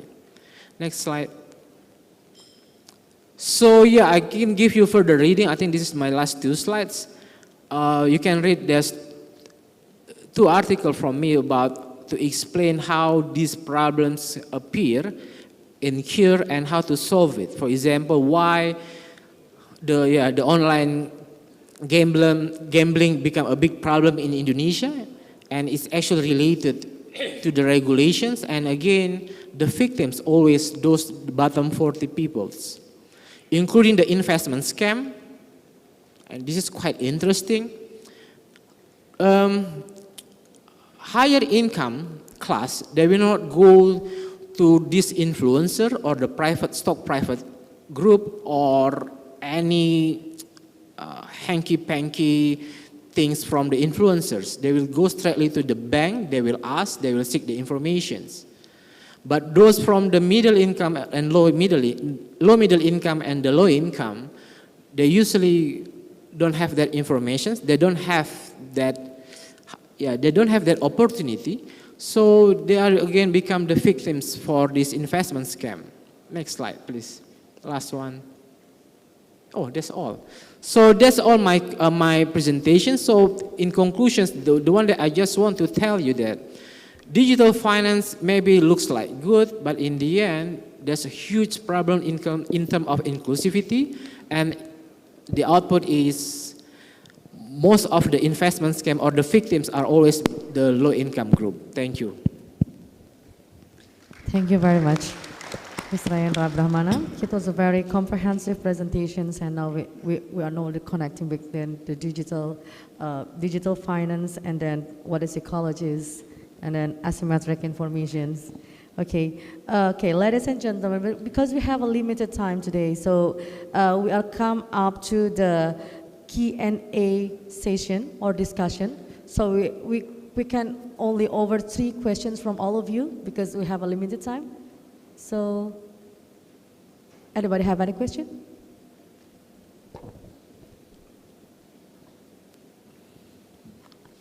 Okay, we only have 3 questions, 3 or 4 questions. Okay, this is Bapak yang ada di depan.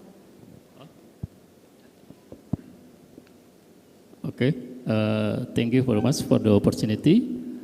My name is Charles from Manado. I have 2 short questions to the speaker directly. The first to Professor Dato Norman, and the second is to Mr. Arianto. The first question is, we know together that a few years ago, maybe in the 80s or 70s, if we ask to the young generation in Malaysia, where you want to go to take upgrade your education, they say that I won't go to Indonesia. But for now, if we talk to the young generation in Malaysia, maybe they won't go to another Indonesia. They choose maybe Australia or United Kingdom or United States. I want to ask the professor, if we compare with the economic about the development of Malaysia or other countries in ASEAN, what Indonesia must do to get the better in sustainable development. Just for example, my education just now. And the second is to Mr. Arianto. In economic, we have two words,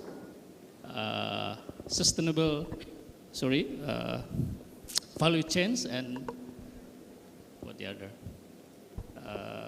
Supply chains. Okay. From these two words, which one is the better for Indonesia to get better in sustainable development and to achieve better and inclusive in economy and business? I think that's all. Hopefully you can give your opinion and idea of this. Thank you. Thank you. Can we collect the question first and then we can answer it after the questions all? Okay, for the next question. Okay. Okay. Okay, thank you. Good morning, I'm Erwin from Hasanuddin University, doctoral student of Management Science Study Program. My question for Mr. Arianto and Mr. Mubarak. Okay, my question, how can we integrate the social and environmental impact into the measurement of economic well-being? And are there ongoing efforts to develop new indicators that are more inclusive than GDP or GNP? Given the distinct change in the social and environmental landscape supported by advancement in the digital sectors and knowledge-based economy, what considerations are being made to ensure a more comprehensive assessment of economic prosperity? Thank you. I'm sorry, your question is addressed to Mr. Mubarak, right? And Mr. Arianto maybe. Mr. Arianto, okay, thank you. Thank you.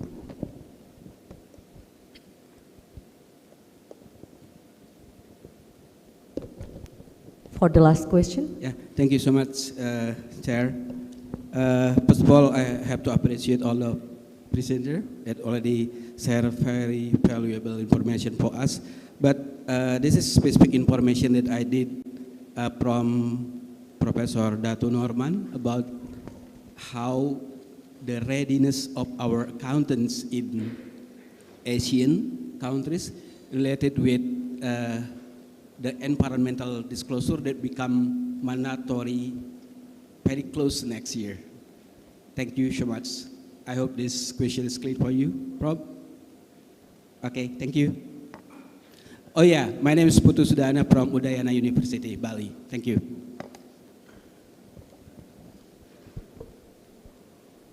Okay, sir. Mr. Arianto Patundu.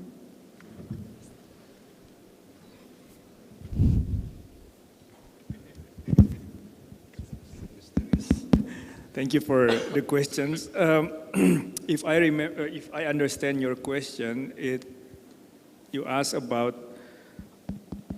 why should we engage in global value chain and whether it is sustainable or not. Is that your question? Yeah. So there is a growing trend in international trade whereby now most of the trade, not most, but almost two-thirds of the trade goes through global value chain, right? So that means we no longer live in the world where every country produces one single good and then they trade among one another, right? But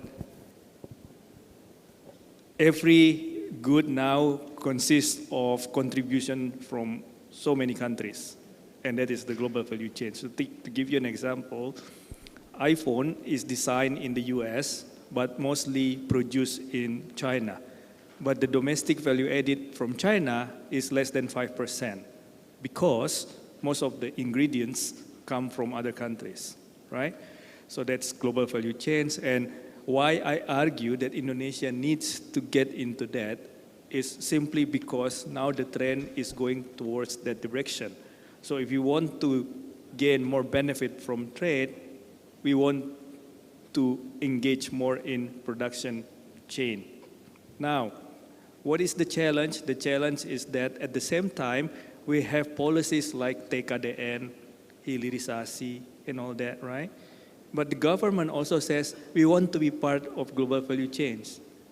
But these are contradictory. Why? Because in the global value chains, value added can come from everywhere, right? So if you want to push that every product that we produce have to have very high domestic value added, meaning you want per unit value add, high per unit value added, that will not be compatible with the objective of participating in global value chains, like what Vietnam does, right? So we need to be careful in these different policies because sometimes they contradict one another. So that's my, whether or not that's sustainable or that we have to put it in the context of sustainability, right?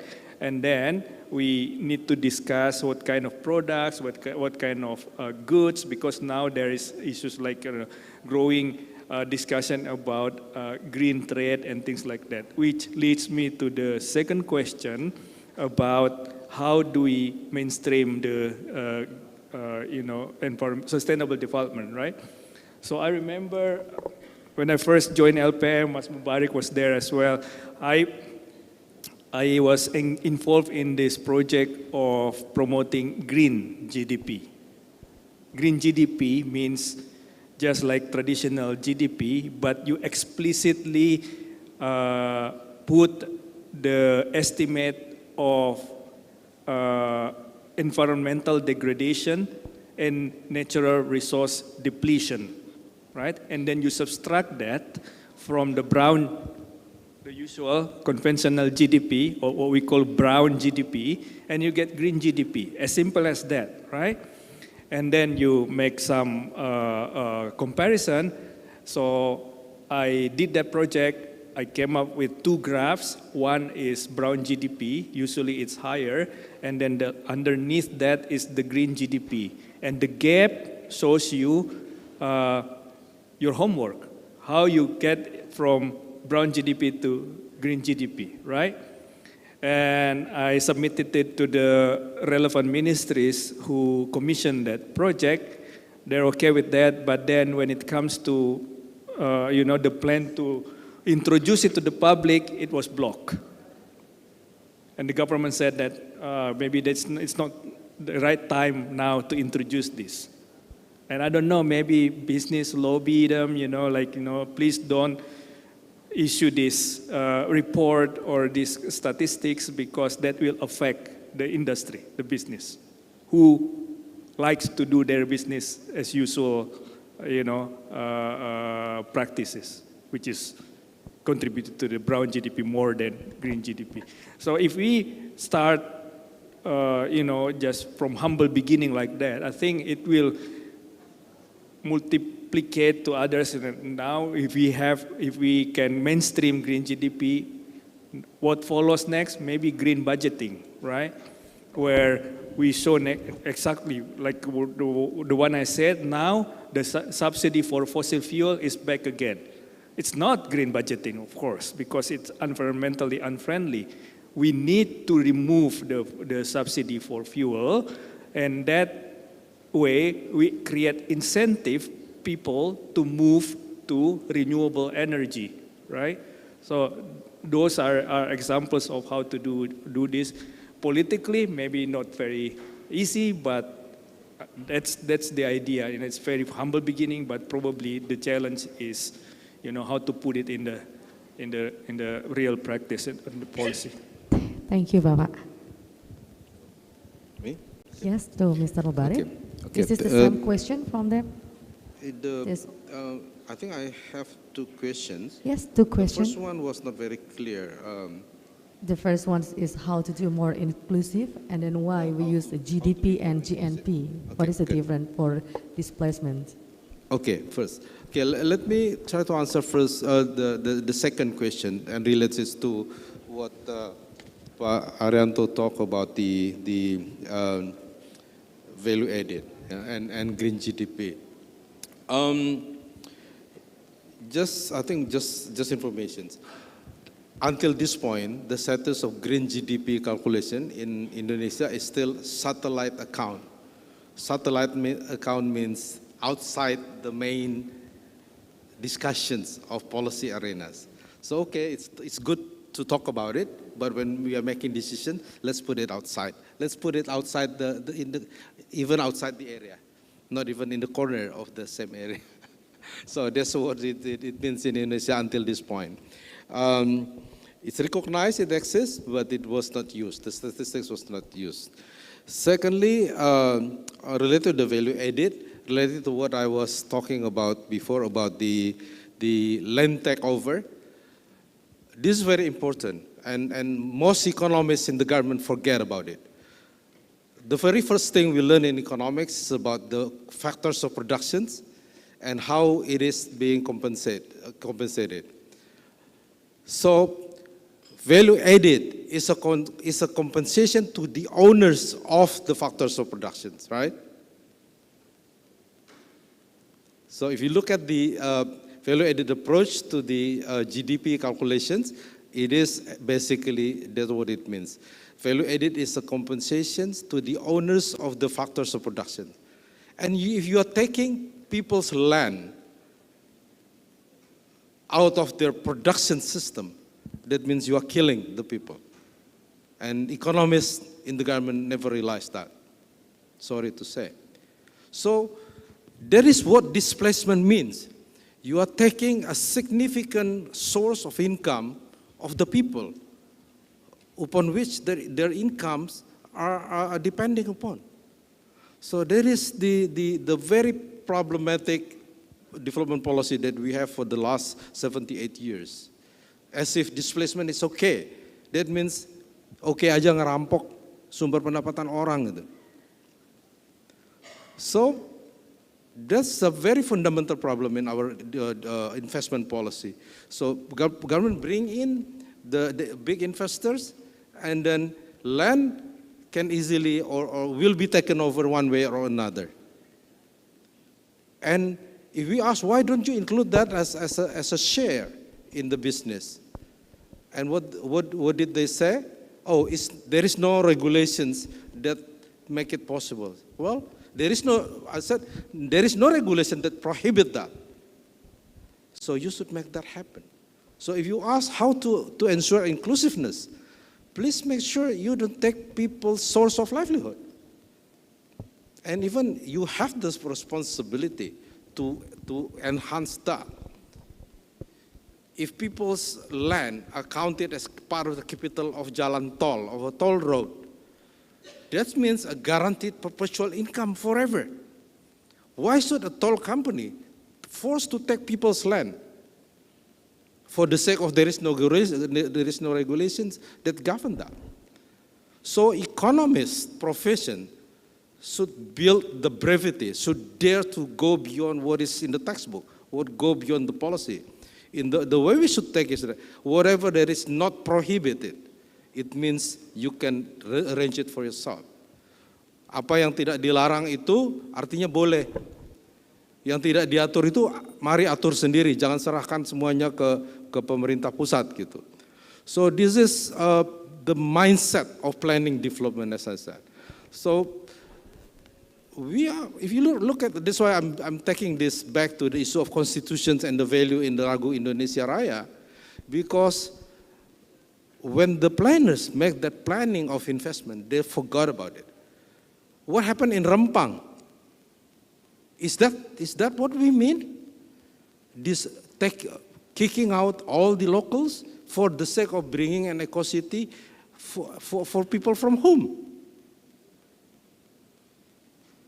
Is that what we mean? Development sebagai negara Pancasila?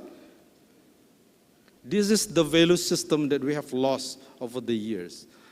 in our development context. Yeah. So that's where I would like to relate this technical arguments about GDP, GNP, value added, and green economy. It's not about technicalities. You can put 24 pages of econometrics equation, but what's more important is use your conscience and heart when planning development. On the questions about the best way to measure the prosperity, GNP or GDP, yes. I think that question is a practical question. Depends on what you are talking about, what you are comparing. So the examples I'm talking about, I gave before, the Sorong Kabupaten. In Sorong Kabupaten, 91% of their incomes are going just from one sector, oil and gas, offshore oil and gas, that doesn't have any relations at all, very little maybe, with the local economy. And so if you take the average from that and compare to the people's income, everybody else will look poor. And this is the same with the Kaltim. I'm sorry, you have 1 minute 90% is 90% of Kaltim income goes outside. And in the context of ICAN, because someone mentioned about that earlier, if that is the portrait in 2015 before ICAN, even before ICAN ideas come to Kaltim, how do you think the ICAN initiative will impact that? Better or worse? Thank you. Thank you very much. And then for the next question, Bapak, for how do the rightness of accountancy disclosure, this is the standard. Okay, I will address questions to me. There are two questions. In terms of how do we get sustainable development being promoted, I know that maybe in Australia they are having problem with water. That's why water accounting comes, research from Australia. Always during summer, they want the people not to wash their car and using bucket to wash their car. Therefore, in order to transform our economy into a more sustainable economy is to increase awareness not only to the businesses but also to the people, and then to have a good policy and implement and enforce the policy. I think that is also important, and we need to have a metrics to measure. There should be somebody in the ministry to measure the metrics. How do we achieve the target so far? And in terms of readiness, in terms of awareness, maybe I can also address your question that it is the role of professional bodies to roll out training actually to their members. In Malaysia, we have annual conference, Malaysian Institute of Accountants, and the latest conference is talking about this in every session. Every session in 3 days, they are talking about ESG, they are talking about climate change in every session. So accountants should be aware that they need to help companies in measuring those things, and also in reporting, because they are the one who are going to audit, provide assurance on those things too. So I think that is the approach that needs to be done. Thank you. Thank you very much. So Mr. Rayendra, we will give you 1 to 2 minutes to give also a comment. Okay. Okay. So, okay. Now we give 1 to 2 minutes for each speaker to give a closing remarks. Probably we start from Mr. Arianto Patunru, PhD. It's like just a closing for this. Yeah, I think from what I just discussed, I would like to call on more careful assessment of policies, including what has been done by the administration, what is actually planned for the future. No big projects, including, for example, Pak Mubarak has been talking about the ICAME. I think students need to be more critical, providing inputs, providing alternative solution, because I think, well, from my point of view, it's one of the projects that is really rushed in implementation, and we don't know yet. I haven't seen a very good study about that, even not very big study, actually. I've seen some, but they're actually more critical in the sense that it's probably not the best way to do. But not only just this project, but other issues, other projects, other plans. I think it's the role of academia like us, including students, to be more proactive but also critical in providing inputs to the government, including probably some alternative solutions that involves quantitative and qualitative suggestions. So that's my suggestion. Thank you, Mr. Haryanto. Please, Bapak. We also have 1 to 2 minutes for each speaker to give like a closing for this. Okay. Yeah, I guess my number one call is that when we are talking about inclusiveness, let's really bring your heart out. Yeah. It's about people. It's not about numbers in the economic statistics.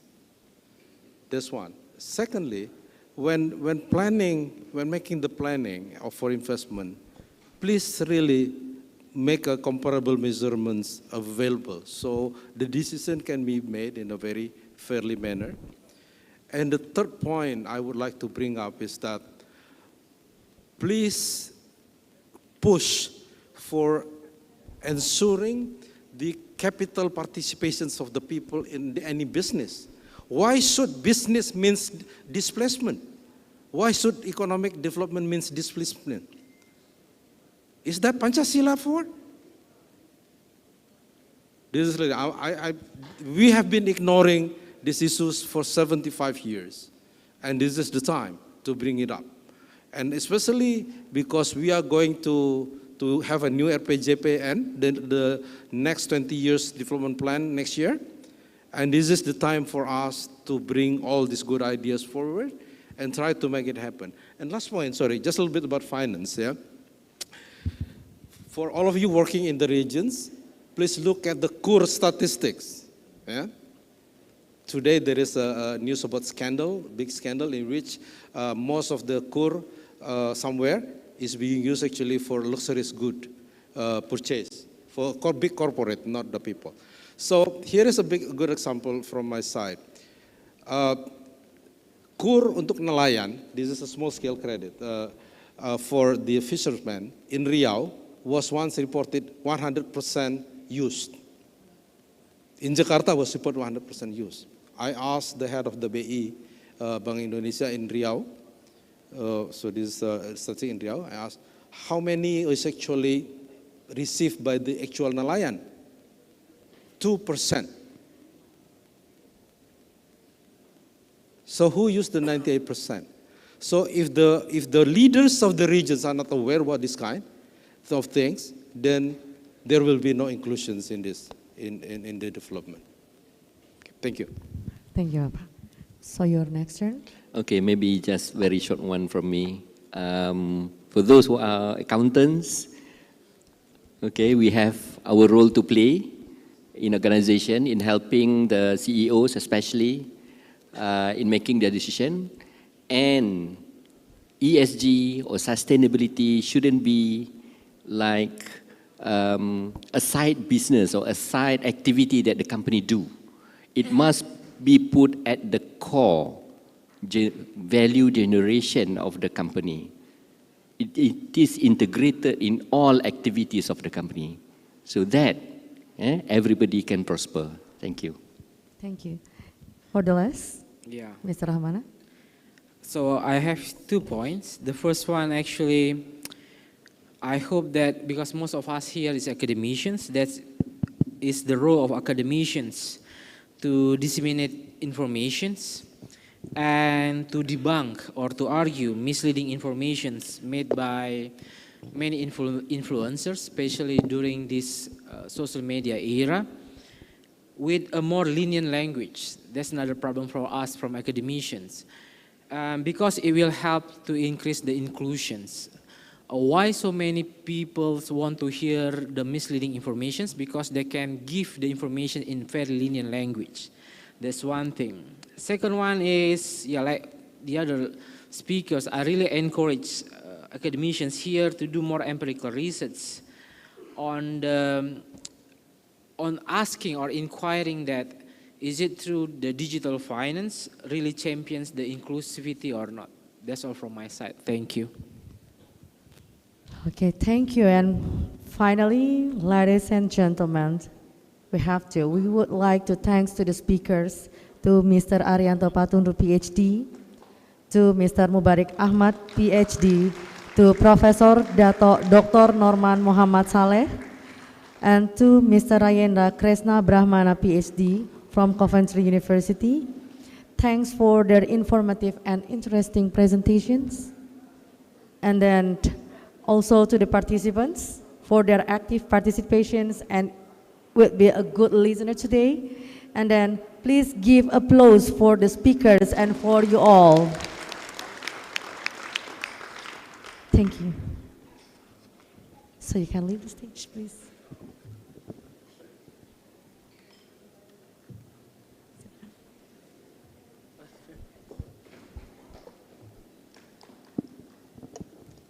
Over to you, Dennis.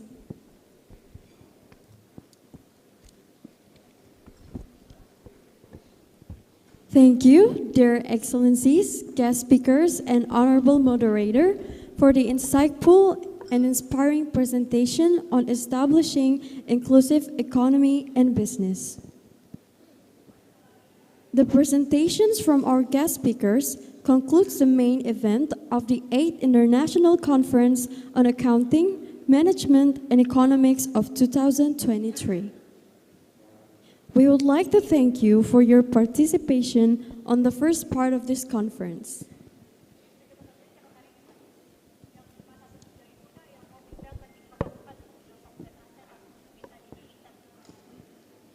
As a token of our appreciation, we would like to present our speakers with souvenirs from the 8th ICAME. We would like to invite the Vice Dean, the Secretary of Universitas Hasanuddin, Profesor Insinyur Sumbangan Baja, MPhil PhD, and Vice Dean Dr. Mursalim Nohong, SE MSI, as representative of Professor Dr. Abdurrahman Kadir to take the stage to hand the souvenirs.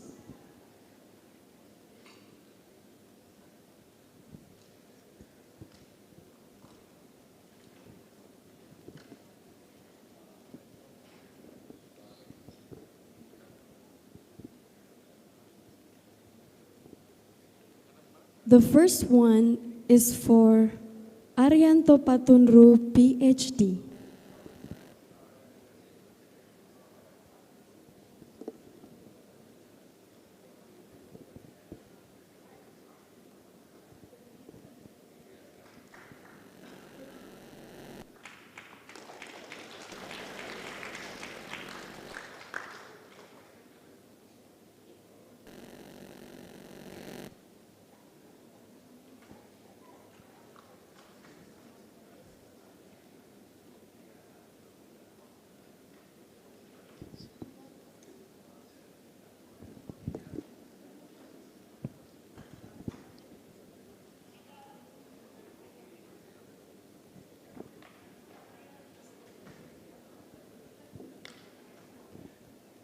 The second one is for Mubarak Ahmad, PhD.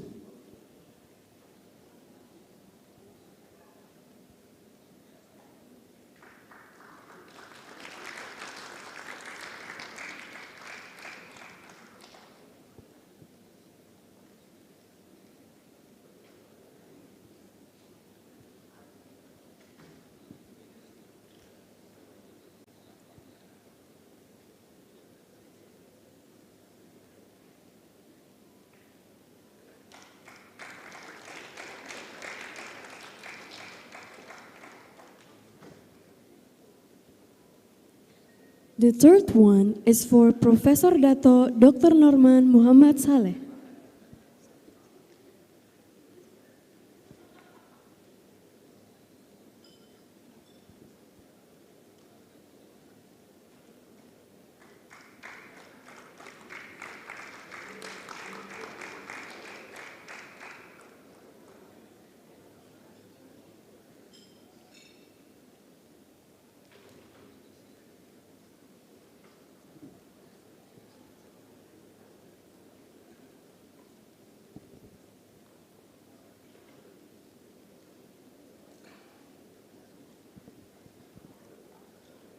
The fourth one is for Rayenda Krishna Brahmana, PhD.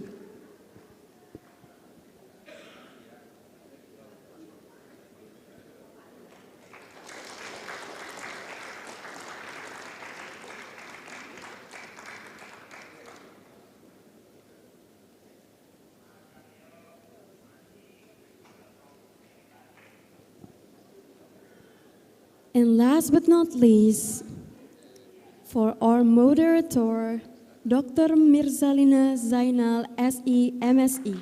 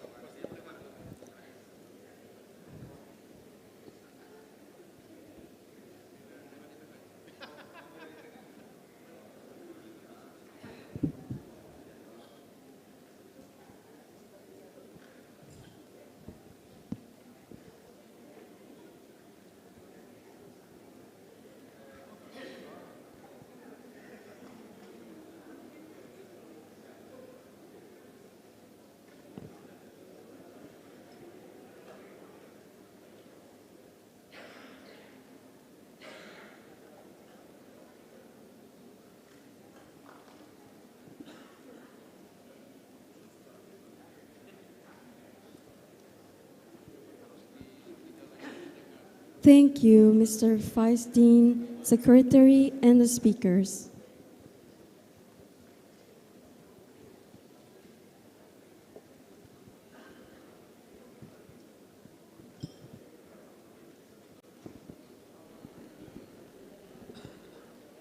Excellencies, distinguished guests, honorable participant, ladies and gentlemen, please do note that the second part of this conference is the parallel session in which the paper that have been accepted will be served.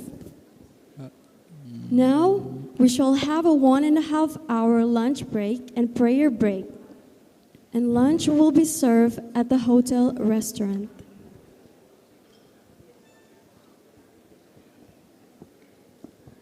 After the lunch break, parallel session will be open. Please check the program guide for the presentation room and the time schedule. Parallel session 1 will be held on Innovate A room. Parallel session 2 will be held on Innovate B room. Parallel session 3 will be held on Innovate C room. Parallel session 4 will be held on Vision room. And last, parallel session 5 will be held on Experience room.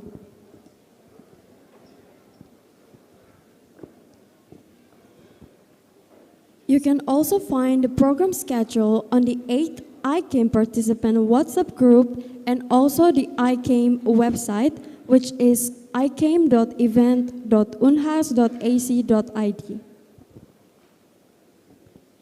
We do hope that you enjoy this event for the next 2 days and gain many new insights as well as presenting your research in this conference. I am Denise Novensi. On behalf of ICAME Organizing Committee, we extend our appreciation and gratitude to each and every one of you for attending the 8th International Conference on Accounting, Management, and Economics.